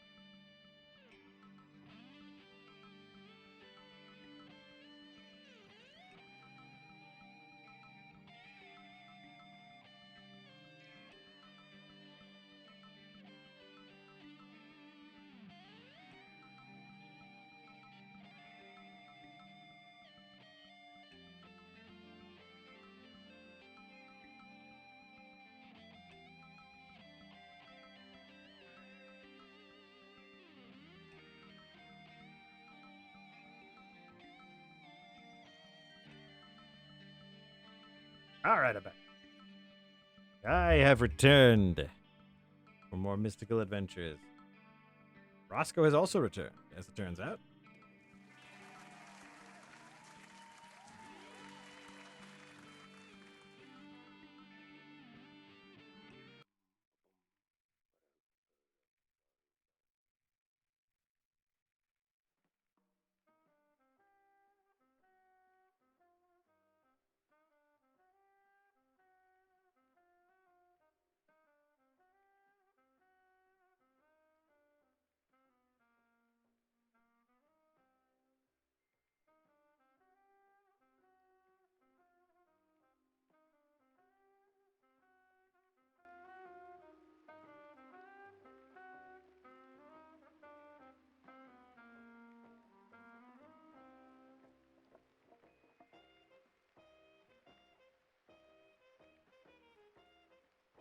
Oh, hello, hello.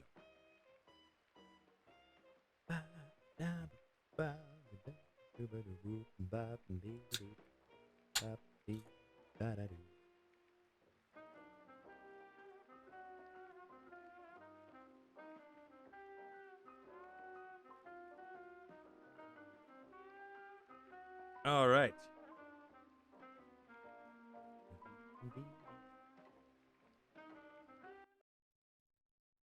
I believe one of our first orders of business is going to be to return to a place you and I both know is very important to me.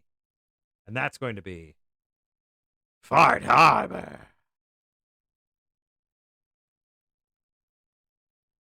It's not incredibly important that we return to Fart Harbor. I just like the ability to return to Fart Harbor. Everything changed. Boop. I believe I said boop.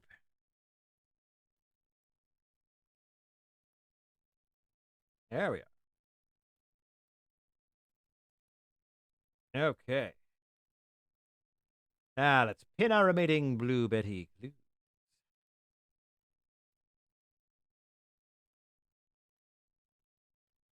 This copy of the Mousburg Herald is a true collector's dream. The whole issue got yanked out of the paperboy's hands within an hour of hitting the street. Penned by the current editor-in-chief back when he was just a hack with more ambition than sense, it's packed with the accusations aimed straight at the Big Mouse Party. Shady deals with the Tinsel Bros, handshakes with the old world interest groups, even whispers of bribery and murder. The fact that said editor-in-chief, after a brief stay in the ER, swiftly became a card-carrying BMP loyalist is definitely a pure coincidence.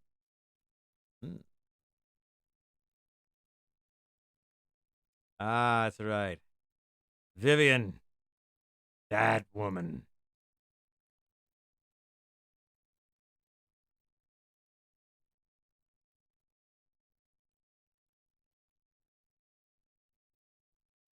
Wrap up the case with Wanda. Wanda. Wanda. Will she ever understand?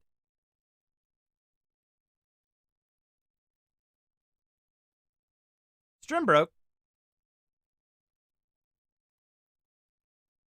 Hang on. It didn't just go bad, it wrapped me around its finger like a piece of string cheese. Sent me chasing my own tail through a parade of crooks and ghosts, and somewhere along the way, an innocent, if deeply corrupt mouse took a bullet. Charming. And what do you call this case, I wonder? You're already planning to make a hell of a piece out of this cheese storm, ain't you? The woman's name, Jack. 'Cause there was a woman, right? Vivian. Ms. Vivian McCarthy. McCarthy? Ugh! You don't mean that hot-headed starlet who torpedoed her own career by spiking the director's fondue with blue cheese to make him more amicable? Well, I didn't know that. Yeah, well, wasn't exactly front-page news. Tinsel Avenue's bigwigs swept it under the rug. Bad look and all. Not really. She's quite easy on the eyes. Right. So what's her angle? Vivian was chasing ghosts. Swore her friend Betty Lynch didn't just OD, and said it was a setup. Blamed the film industry for it. Turns out she was half right. It was a hit. Just had nothing to do with Tinsel's. Betty was the type to show up at every party sticking her nose where it didn't belong. Thought she could play all sides and not get burned. I checked, and, well, let's just say it involved BMP notables. So I looked into Miles Curd, BMP's mouthpiece, checking if he was the guy who tied the noose. But nah, Curd was tangled up with Betty, sure, but he wasn't the executioner. Vivian, on the other hand, didn't wait for the jury. She jumped the gun, in the most literal sense. Oh. Later, I found that the mob was behind it. One party too many, you know? Betty ran her mouth to the wrong ear and probably didn't even mean to. By the time I figured out the mob had Betty whacked, Curd was already a pile of dust in a very expensive suit. And? And seen. You did at least try to catch her, right? I tried. Tried to talk some sense into her. You can guess how well that went.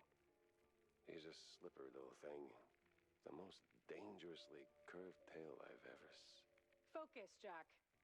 Well, she's long gone by now. Probably skipped town. All I've got is a lipstick smudged letter, a guilty conscience, a very vivid memory of her. You know what? I'll fill in the details myself. This is sixth-page True Detective fluff anyway. Suit yourself. Just don't make me look like a moron this time. You're not making it easy, Jack. Like, not at all. Yeah, well, you go shoot a bunch of people yourself. Ah. Ah. Jack, good to see you, buddy. What is it you want now, John? Oh, you wound me.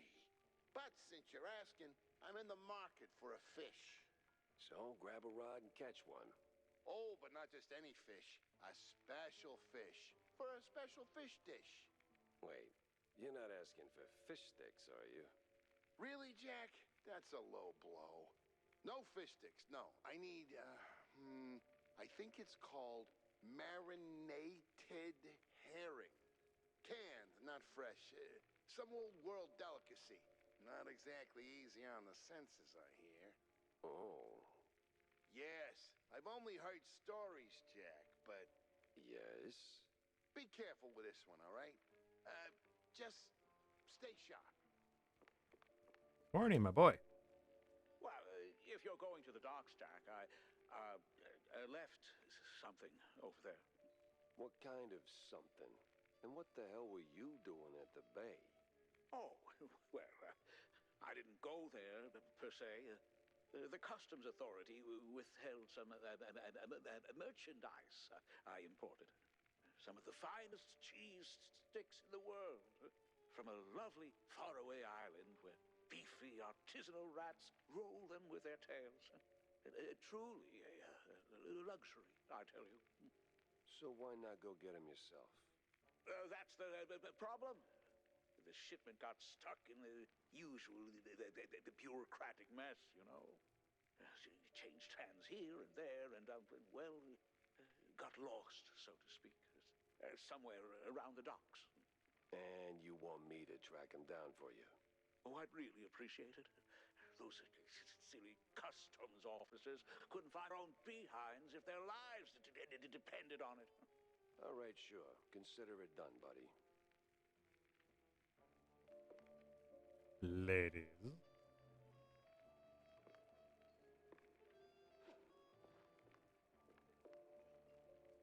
Jack, listen up. If you're planning a trip to the countryside and happen to end up in the wetlands, there might be a little something you can do for me. No stink this time, I swear on Shrew Thicket. Oh? Yeah, see, back in the day, I used to run a small processed cheese side gig. We did stuff, all sorts of stuff, for all sorts of reasons.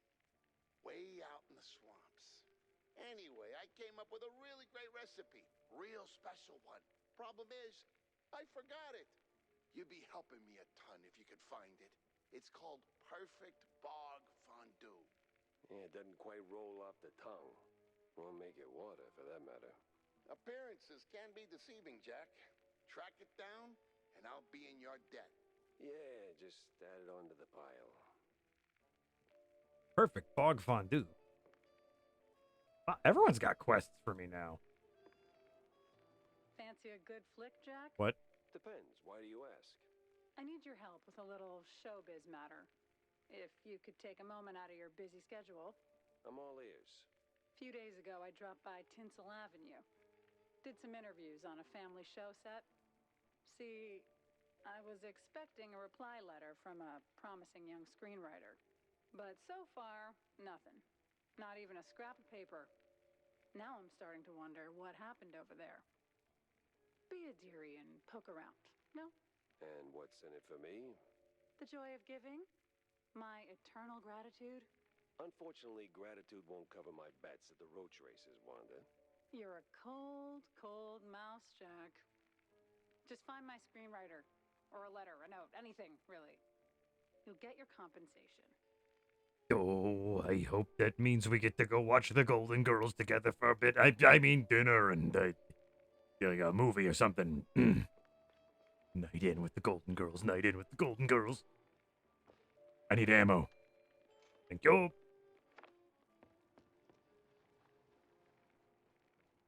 Oh, I would like to point something out. This is great. I feel so vindicated. Also, look at her work. Also, God, she has a quest for me. So, the game was recently patched, and that's great and all. And that included the ability to go back to previously visited areas and do quests, which is likely why there's all these quests that I haven't hit yet, which is great. One of the patch notes, there was a hole in Tammy's workshop. I'm not crazy. There absolutely was a hole here, and they fixed it. So that's awesome. Hey, Tams. Hey, kiddo. Oh, hey, Jack. Your engine's humming like a lullaby, and what's with the look, eh? Did you get roped into another case? Tell me. Not a chance. Well, nothing special anyway. Hey, I'll catch you later, huh? I gotta poke around the opera house. Oh, fancy.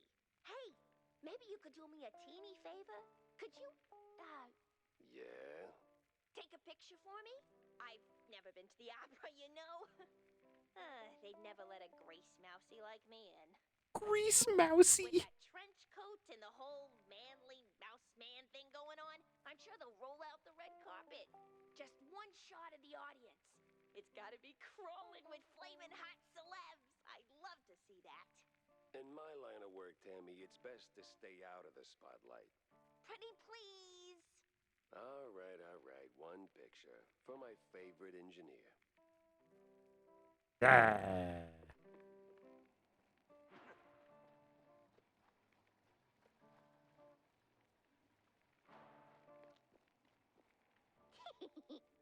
Yeah.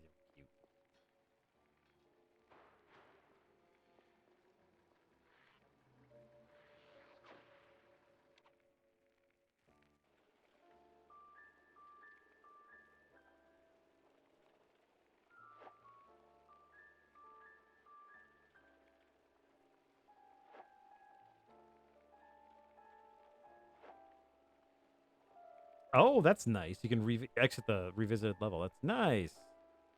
Good job, guys. Oh, it's awesome.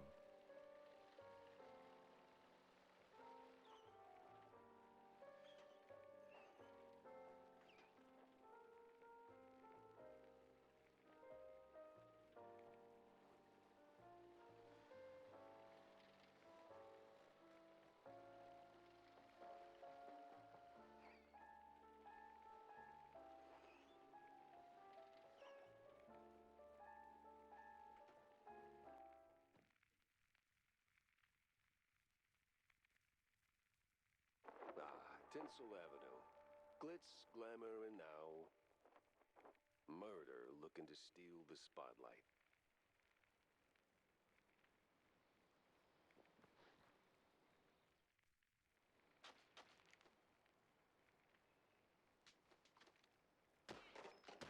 The hell? You're supposed to shoot movies, not visitors.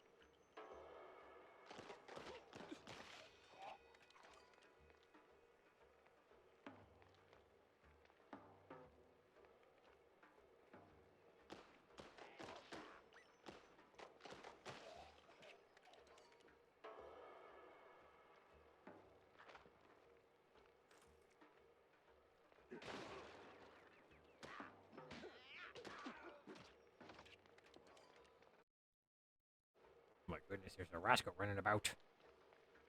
The wild man.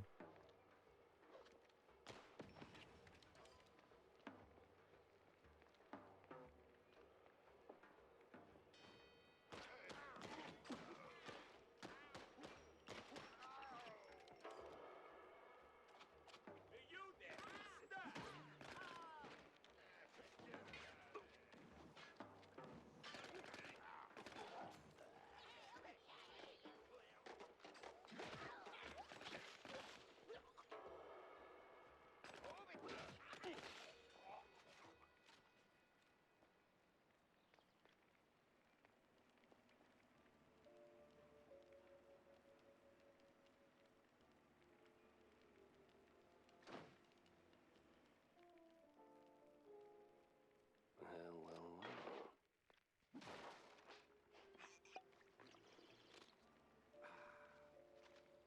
Well, this will be handy because once I find that screenwriter or whatever the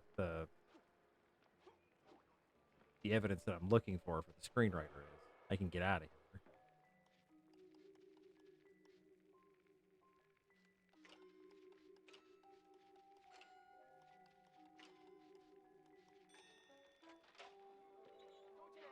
Oh, jeez. Hey. Mobsters, of course. Well, gotta launder money somewhere.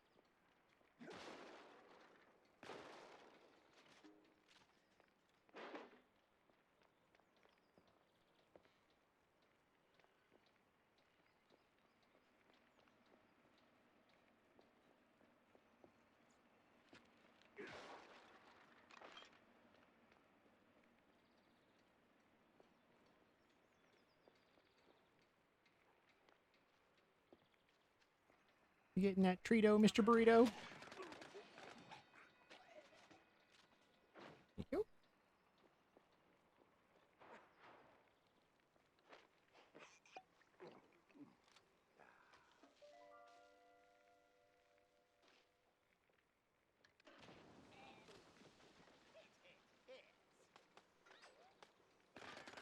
This whole thing feels like a movie.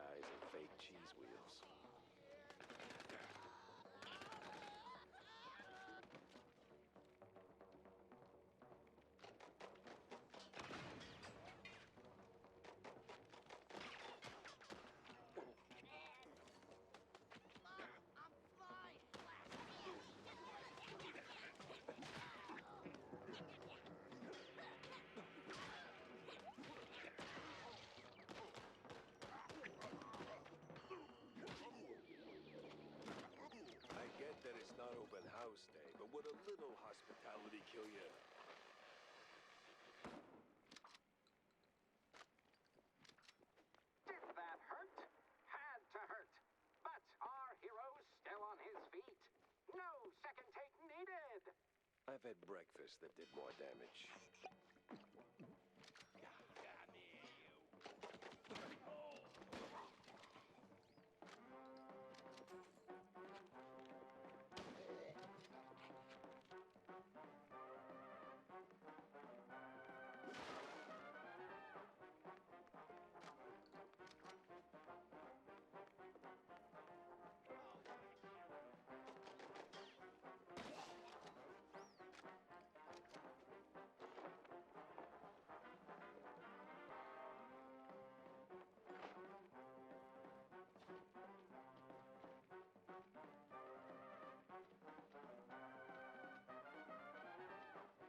Oh, you know, I didn't see the speedrun. Did they, that was on GDQ, right?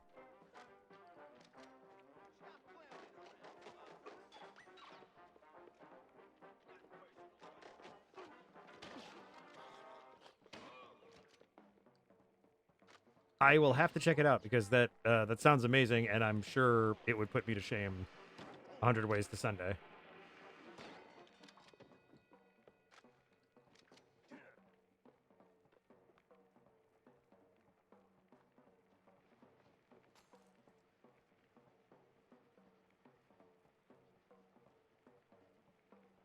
I remember that one.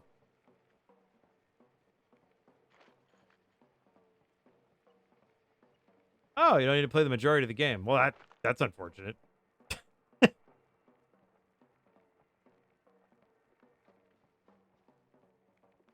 Because I actually quite really love the majority of the game. I know that's the point of a speed run, but still. That to me is so sad because like so much of this is so good.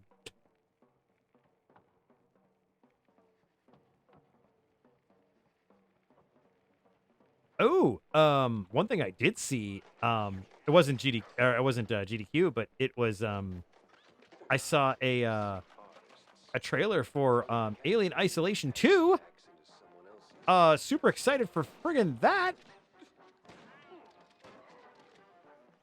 Really excited for that.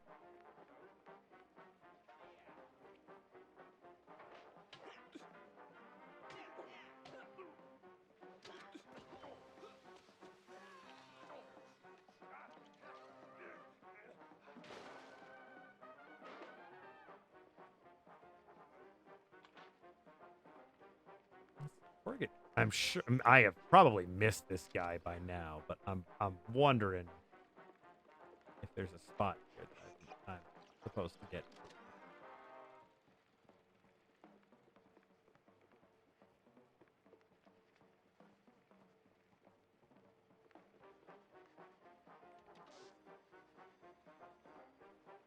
Be free, little birds. Just don't come back.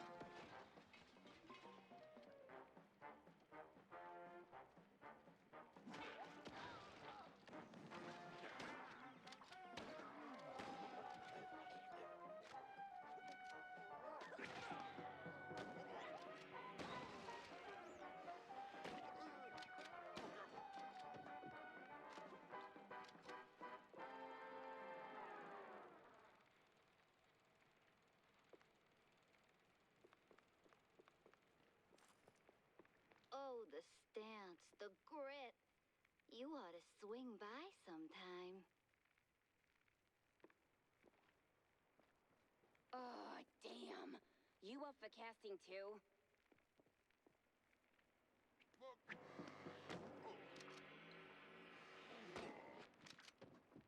Well, yes, I am. You doing anything later?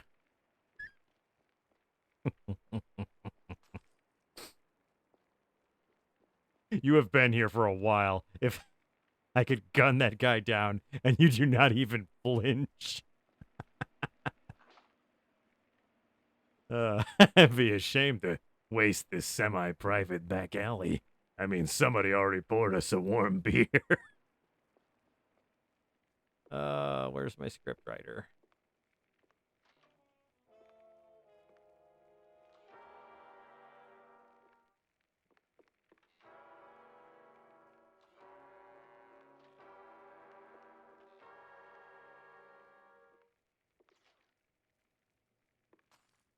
Hey, you there. The name Betty Lynch Yeah, of course, but... Relax. They're just shoot... Oh, I'm not sure. After, they cleared out her trailer and moved her stuff, she kind of disappeared. I know a gal who knew Betty, a pirate. She's on set today. A shot I don't have to dodge for a change. Hmm.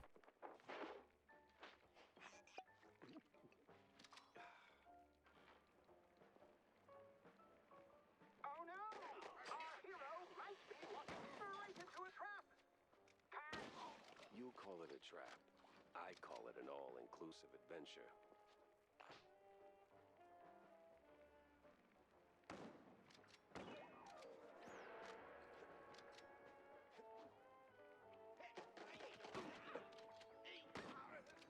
No trace of Wanda's friends. Ah, here we go. But people always leave something. Fingerprints, keepsakes, regrets.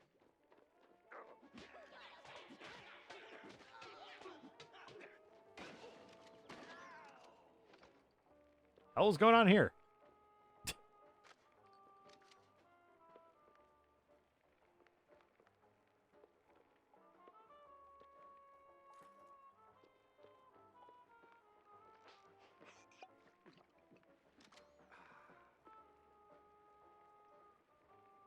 Another fight.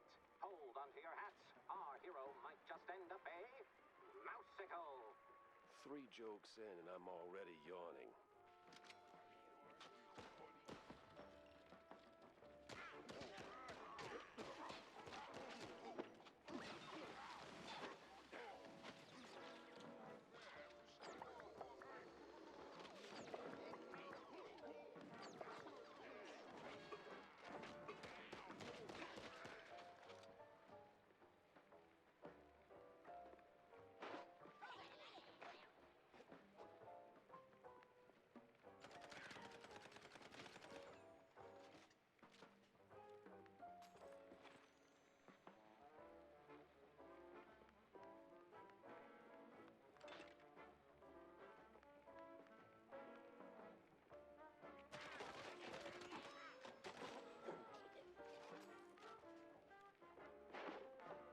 So serene, so peaceful.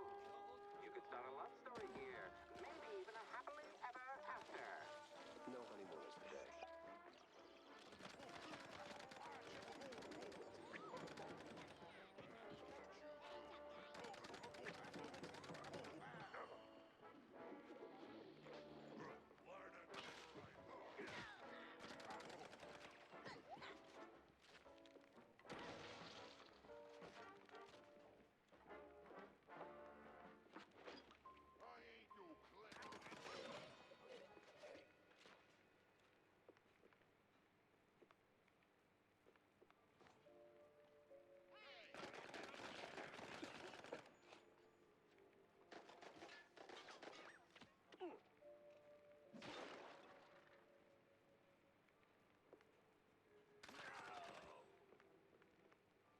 Ah, I thought that was a baseball card.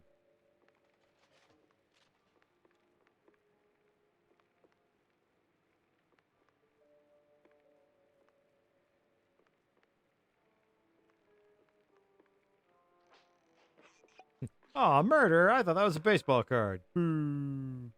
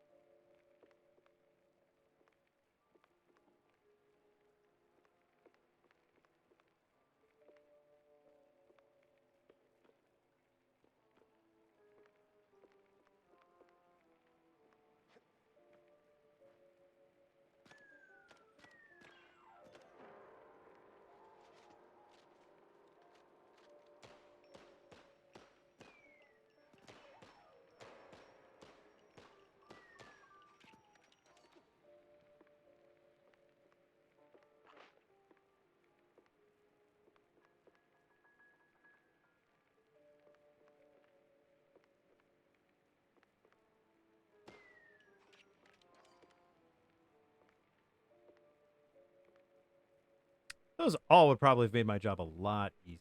But shooting those guys is a lot more fun and kind of what the game was based on. So, hey. Well, Wanda, this is as good as it gets. Must have been a hell of a party. All right. And now.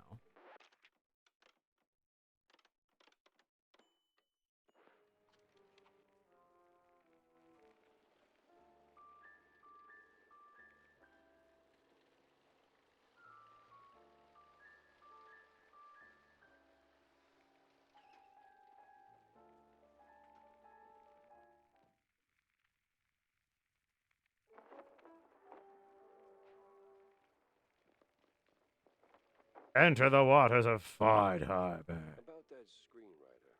Yes? No sign of her, regrettably, just a cheese-smeared letter. I hope you didn't go to absurd lengths to get it. No, it was a short stroll. Huh. Oh, well, thank you. It might not seem like much, but it means a lot to me. News is something somebody doesn't want printed, Jack. All else is advertising.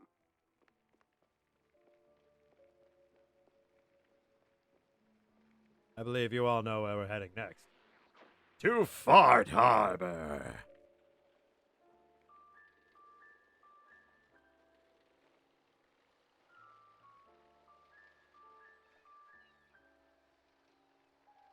Wallop Bay? No. Fart Harbor.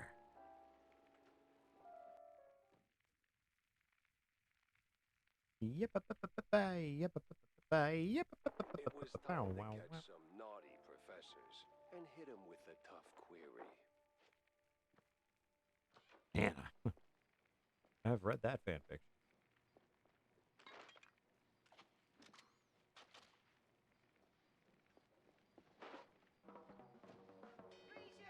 The Wallop boys here. Of course they are.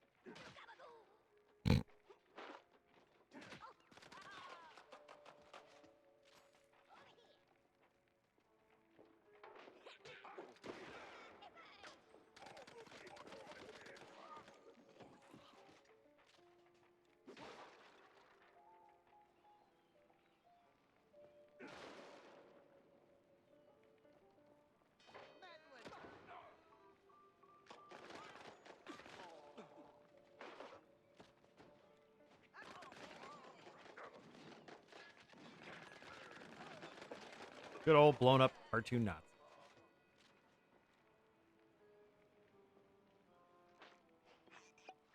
And off they go. I know what you call a civilized mouse, but I might need a civilized way to tail them.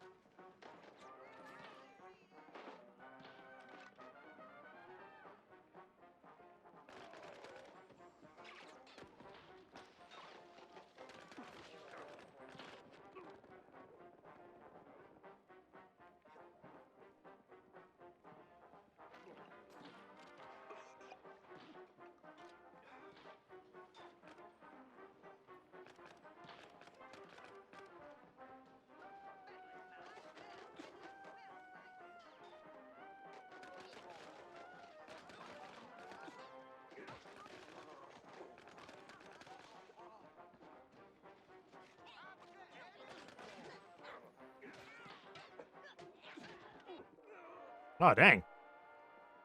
They got right up on me.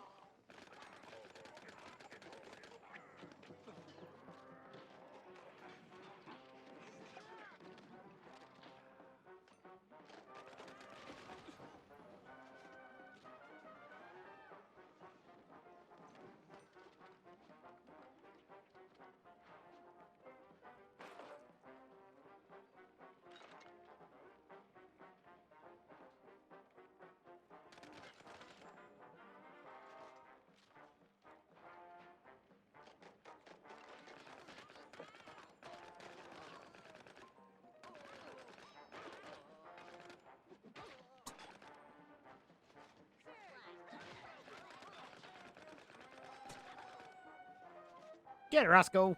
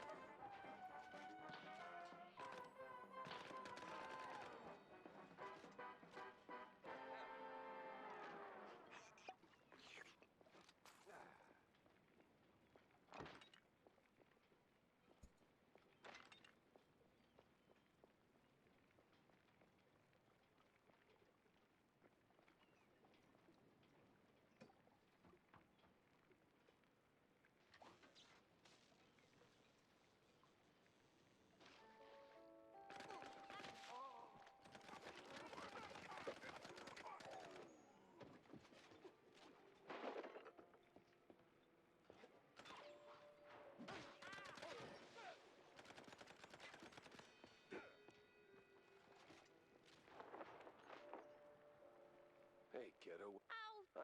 Frank, please don't. Okay. You, What? always do, Jackie.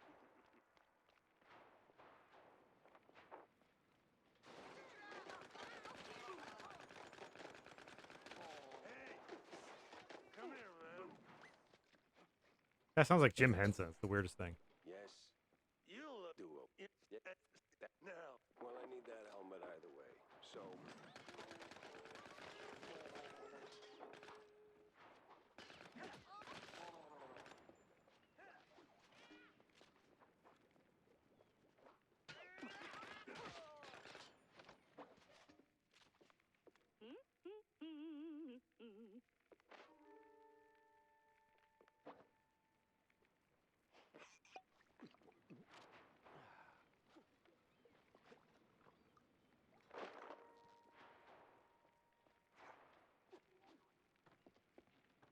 Yeah.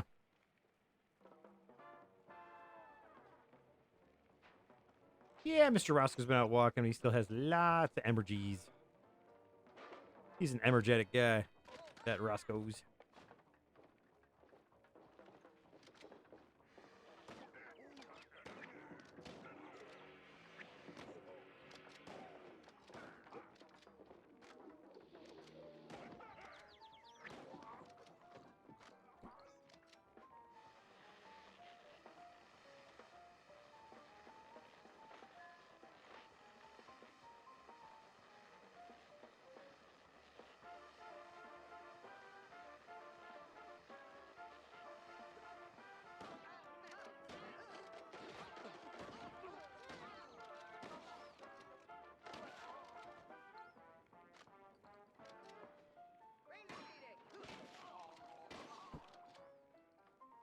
Doot, doot, doot, doot, doot, doot, doot, doot, doot, doot.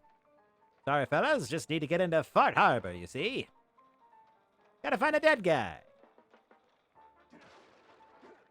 Gotta find a dead guy to prove to a guy that I don't like that his friend is dead. Nice eyes. Great.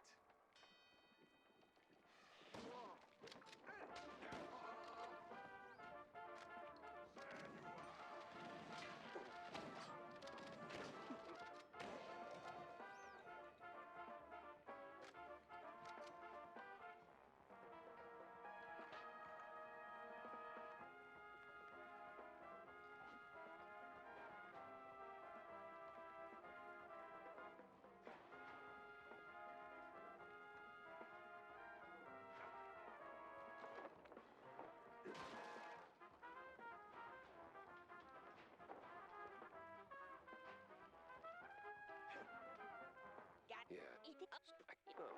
Wait, the shark what?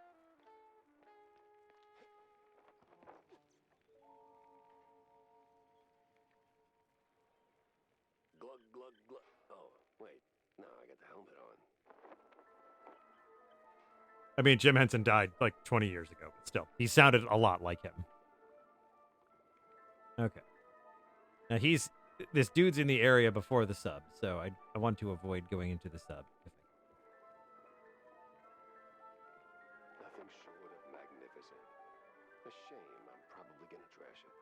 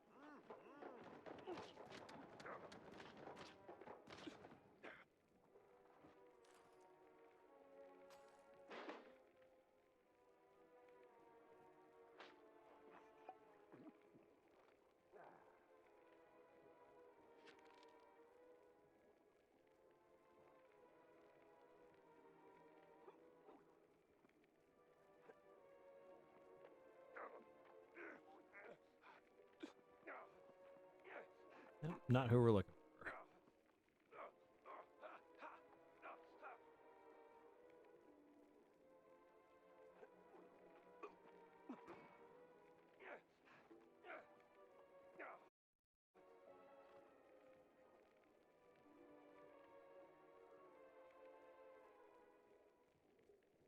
Every good diving suit comes with a cheese hole.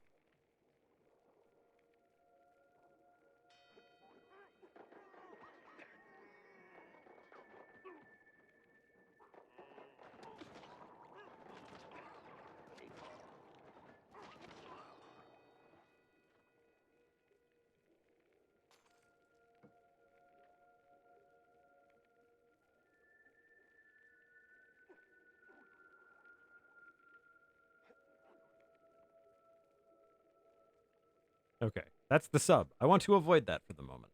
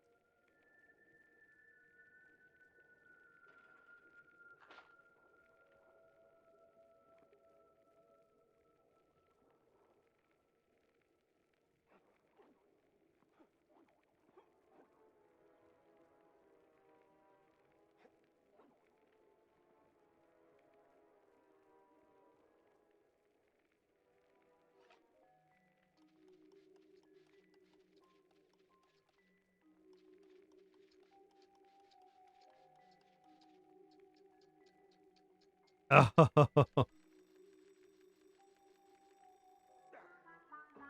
damn it. Okay. Yeah, I get it. I get what I goofed. I get where I goofed. Fine.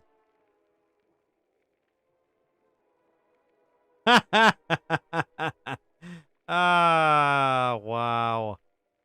Wow. Wow. Okay, I get it. I get it. He sleeps with the fishes. You really are sleeping with fishes.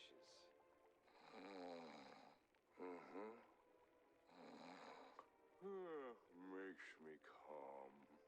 I'll just go. In a game that's been really grim with a lot of things,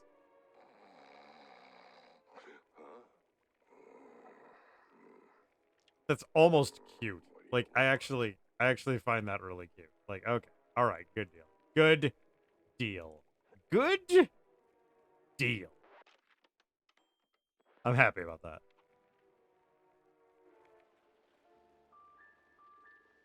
Guys, we had a successful trip out to Fart Harbor. Didn't think I'd get a chance to say that in context today, but here we are. I'm happy about that. I'm actually happy about that. I don't like Bozo, but you know what? I'm happy I can give him some good news.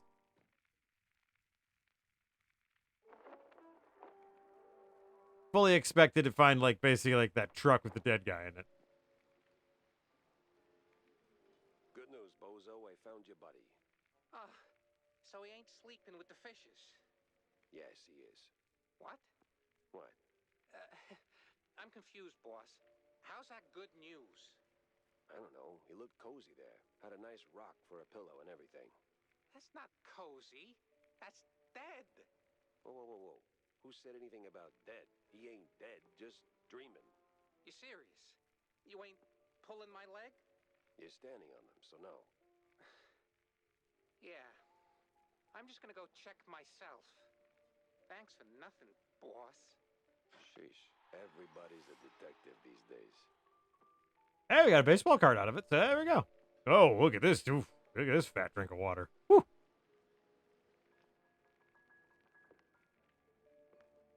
Just looking around like anyone else has to...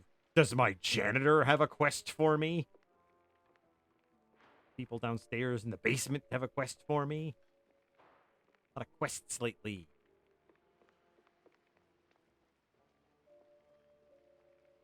It's fine, though. any more of an excuse to like hang out in this world and like be here. It's awesome for me.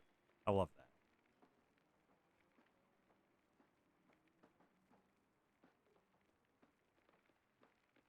If he could check himself, why the hell did he send you down in the wet depths of the fart?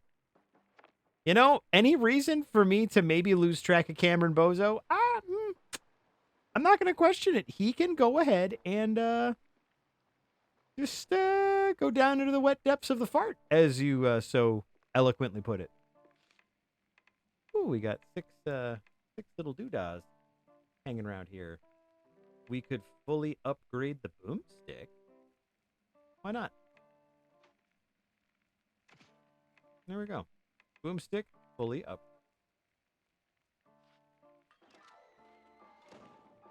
It has a gauge now.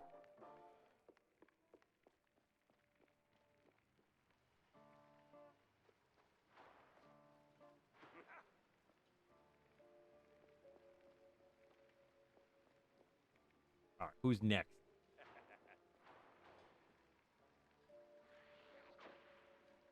It's like I don't want to finish the quest yet. That'll take me. That's a story quest. I don't want to. Let's see. Catch a mocking mouse. That we don't want to do that one yet. A hot audience photo from the opera.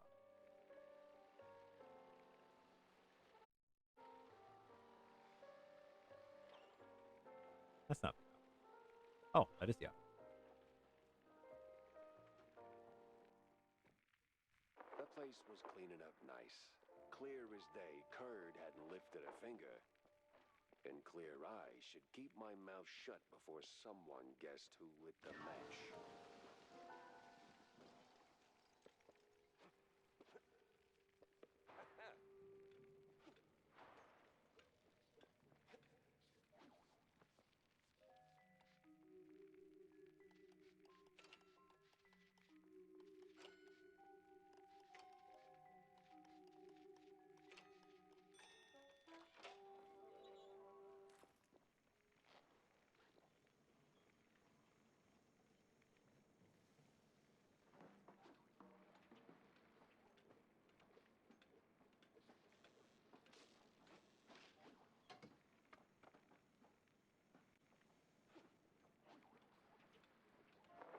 No press today. I'm busy. Miles Curd, big. Yes, Miles Curd. Back before he was super dead. Well, that went about as smooth as a brick through a windshield. Lucky I still had my teeth and plenty left to chew on. Yeah. How do I get an audience?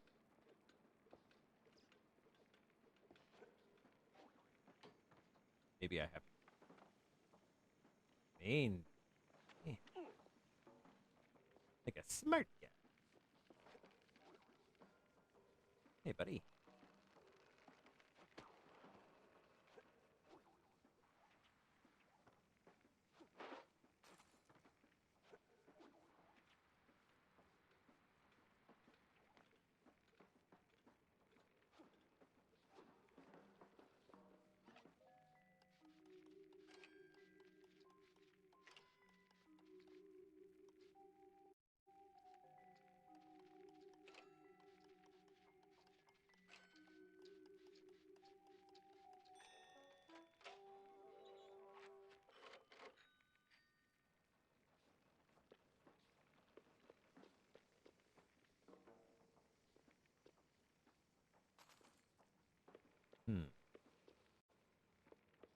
How will I get a picture of the audience? But I can't because, I mean, the place is closed. And, you know, utterly destroyed.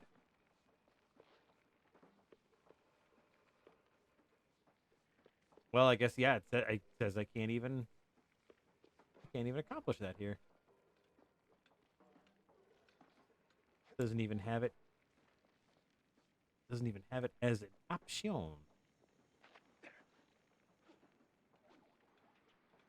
Guess I'll use the Quito phone.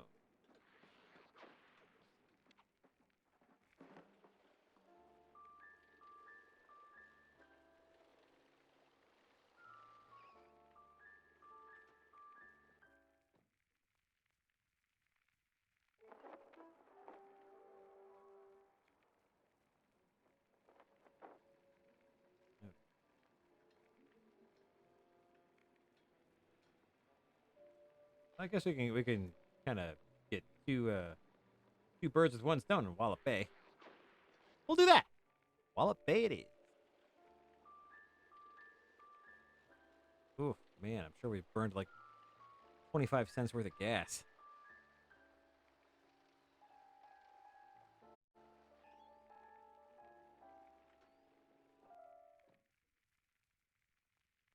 Nothing like a breeze of rotting fish, oil rigs, and stale Gouda. Corny would be begging for a gas mask. This is where I first heard that really surprisingly awesome banjo riff.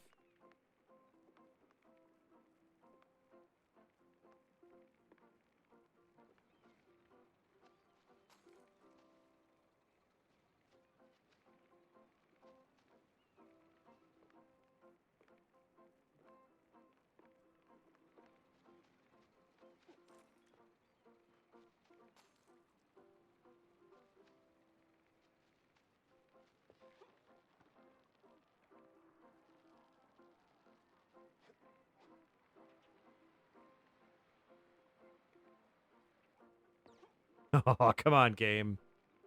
Let me in there. A fisherman's pub this empty at noon. Smells fishy. Feels crooked, too. I'd steer clear of the water if I were you. Sharks are circling just past the buoys, and they're looking real hungry. Oh God, I've just met my neighbor.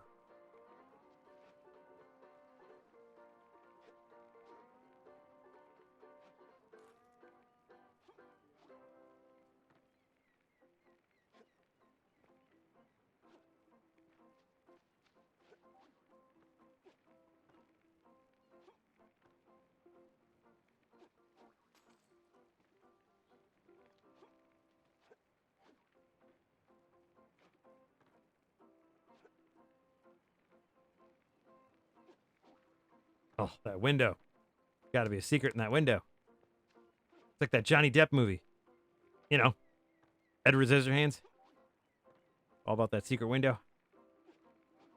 Ah!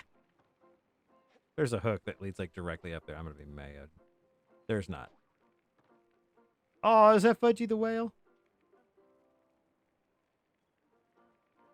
Nah. The one about the secret window.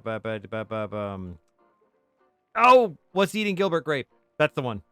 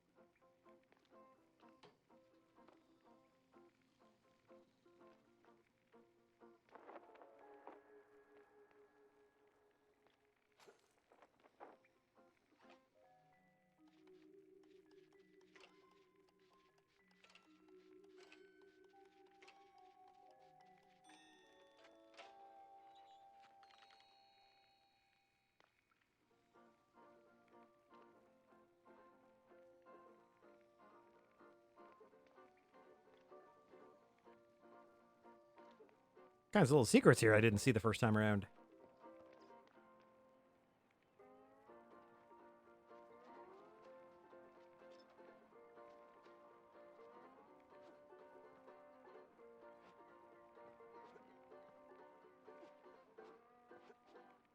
Oh.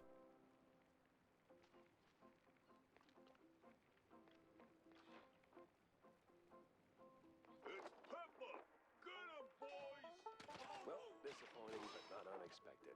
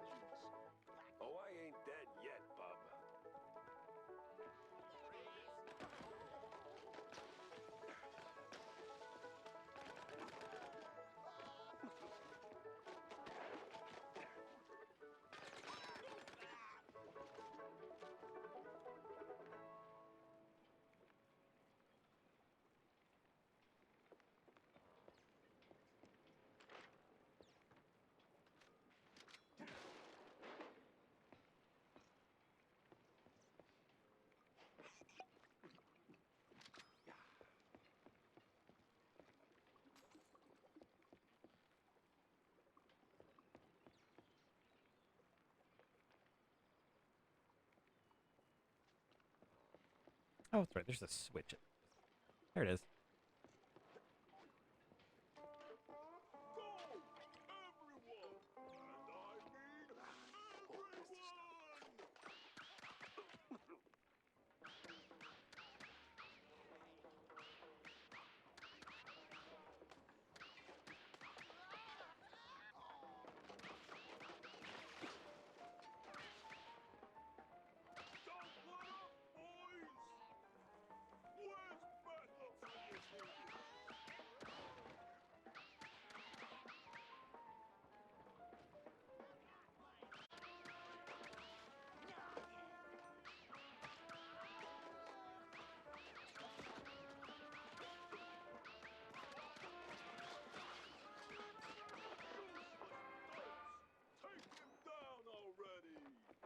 Sorry, I can't hear you over the rat-a-tat-tat.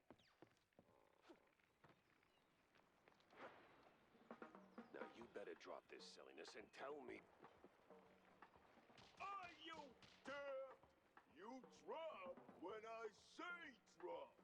To hell with you, Pepper. I ain't telling you nothing. Get ready for the exact same line 400 times. Oh, I bet you I missed the canned herring and the imported goods.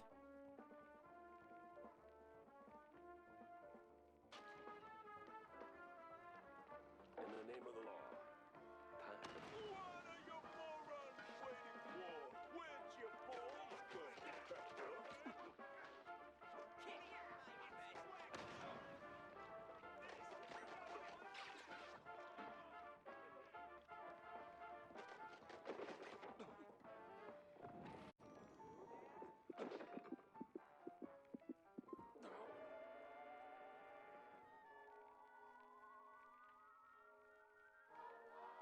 Hey, buddy.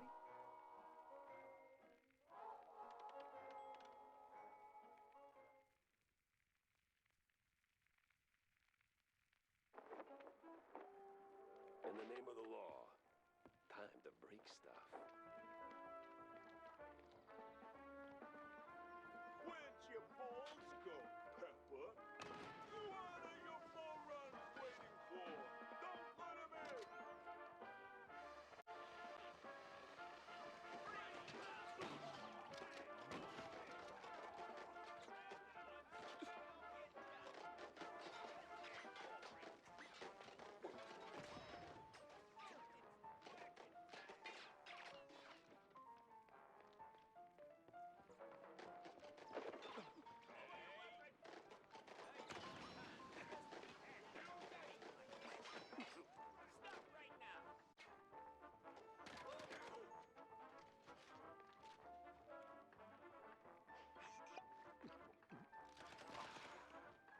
Where'd your balls go, Pepper?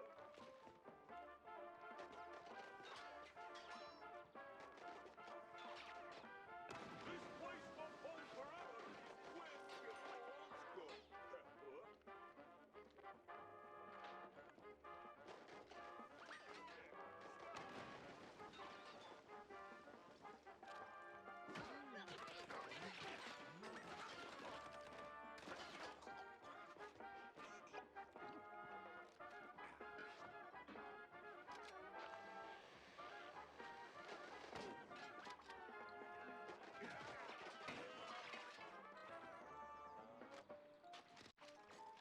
Where'd your balls go, Pepper? What am I even paying you for? Stop him!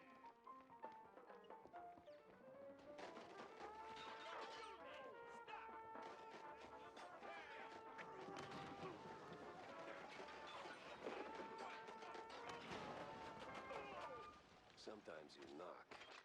Sometimes you knock it down.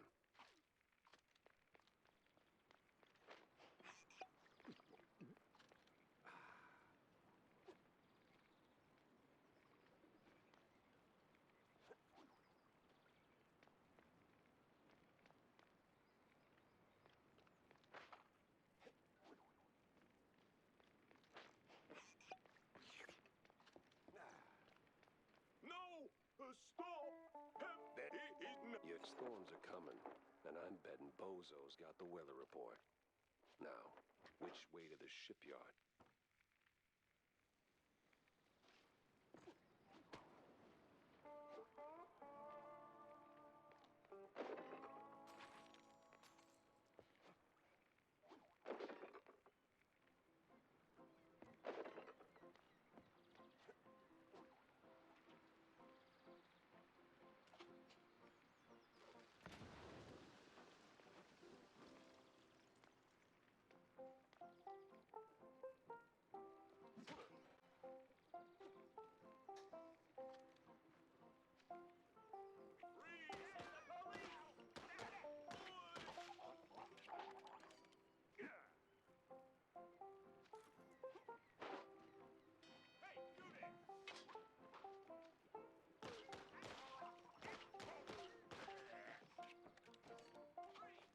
Still looking for that canned herring, and we're still looking for the customs office. I'm sure, actually, we're probably closer to it now.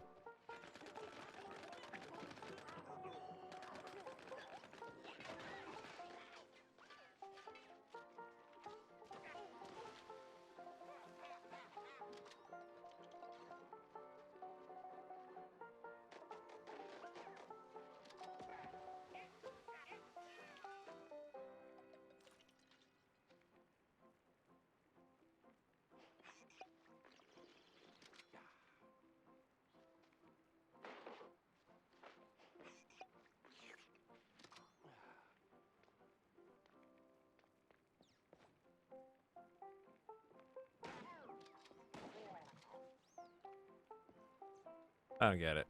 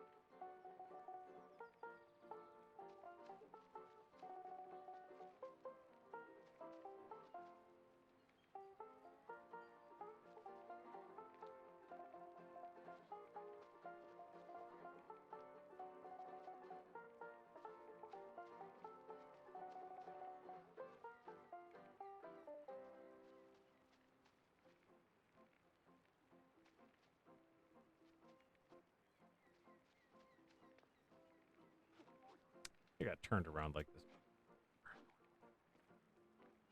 What up there? I think there's folks out.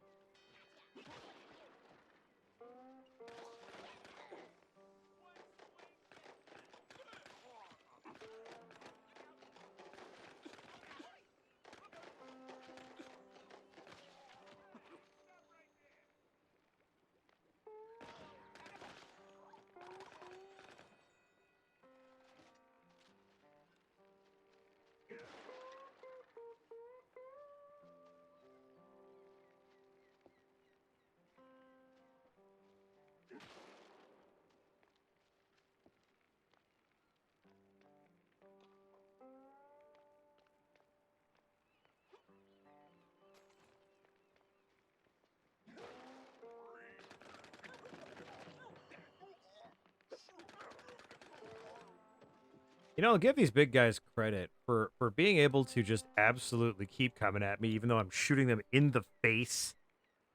With what? I mean, that's something.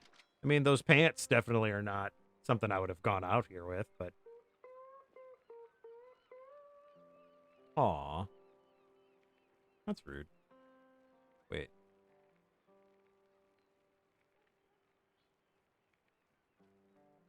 That definitely says funk. That definitely says funk. What in the unholy hell is that?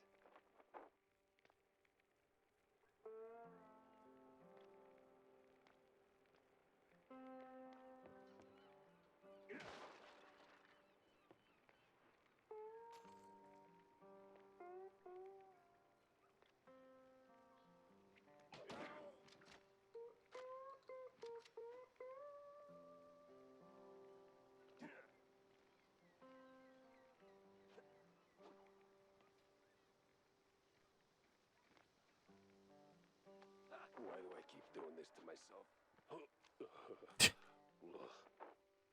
Well, I got the herring for John.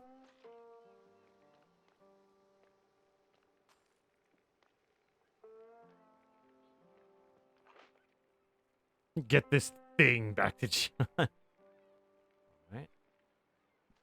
Now we're just trying to find the customs office.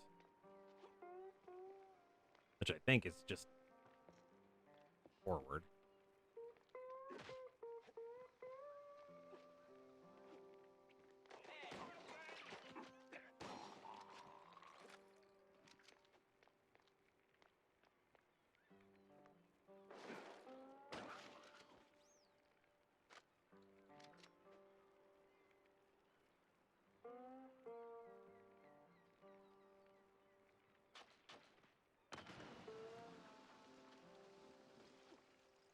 Oops. Sometimes the tail she work, sometimes the tail she do not work.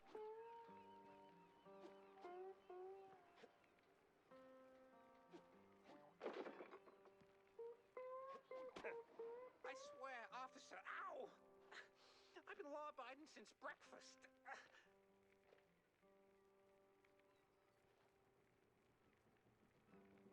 You can beat him up for a little bit.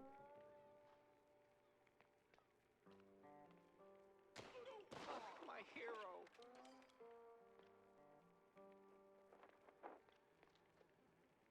Oh, my precious. Tammy's the one you should be. Yeah. Everything. Well, oh. This. Yep. 50 bucks, boss, and it's yours. No. Tell you what. You give me the mouse. Then chew on the fact. Good. And do me a favor. Try not to be a turd for at least a day. See if you like it. There you go. I didn't give him $50. I feel like I went back in time and I righted it wrong. Yeah, is this? Where's that? Customs has to be around here somewhere.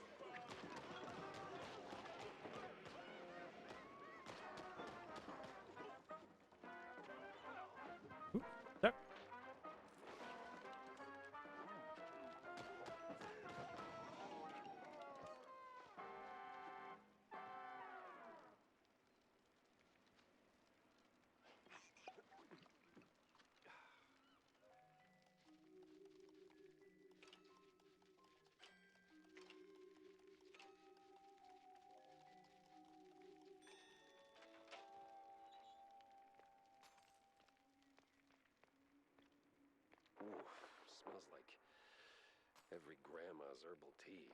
No wonder customs held them up. All right, let's bring Stilton his delicacies. Yeah, right. I think that's all of them.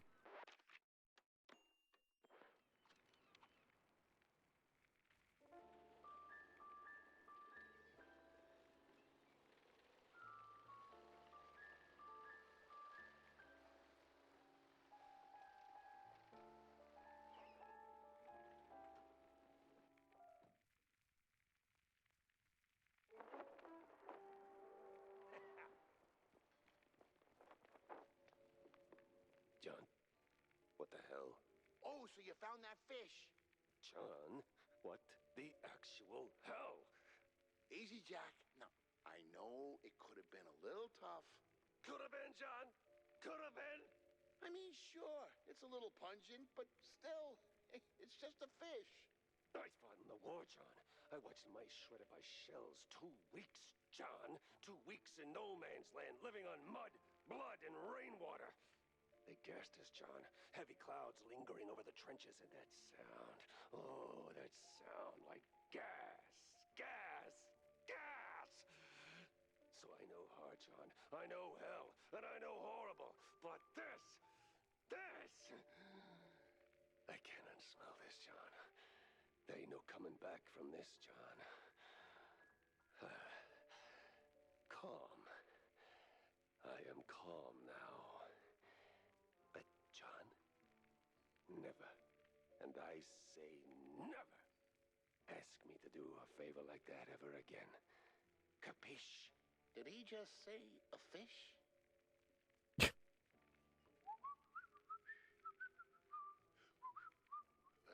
What's the next part? Something like that, right?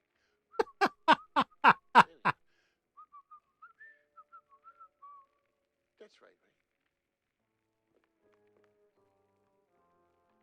Here are your, cheese sticks. They smell a little funny, don't they? Oh, you know, they're from abroad. They've got this herb mix, you know. Sharpens the aftertaste. Takes a bit of connoisseurship to appreciate it, but it really pleases the palate. You know, funny, I never took you for a cheesehead. Well, because I'm not. I just need something to calm my nerves from time to time. It helps me with my speeches. Yeah, sure it does. Jack, I'm no saint. You of all people should know. But if someone tries to sell you that they are, don't trust them.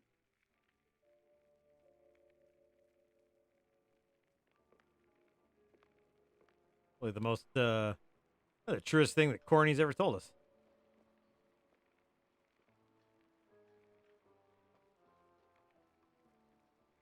Keep airing out that fart, kiddo. You'll get there someday. Oh, man, if we could only just get that espresso to go.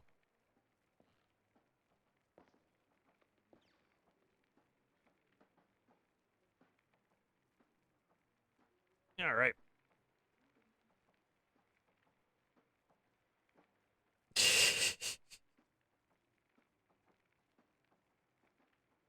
All right, guys. I think I am going to call it a night. But this has been fun. Got some drawing done. Got some mouse played. But yeah, I think I am good for tonight. A little tired this evening, but yeah. So I appreciate everybody being here, and I hope you all have a wonderful rest of your evening, a wonderful Tuesday, and we should be back on the road here on Wednesday. So everybody have a good night, and I will most certainly see you later. Have a good night, everybody. Yay!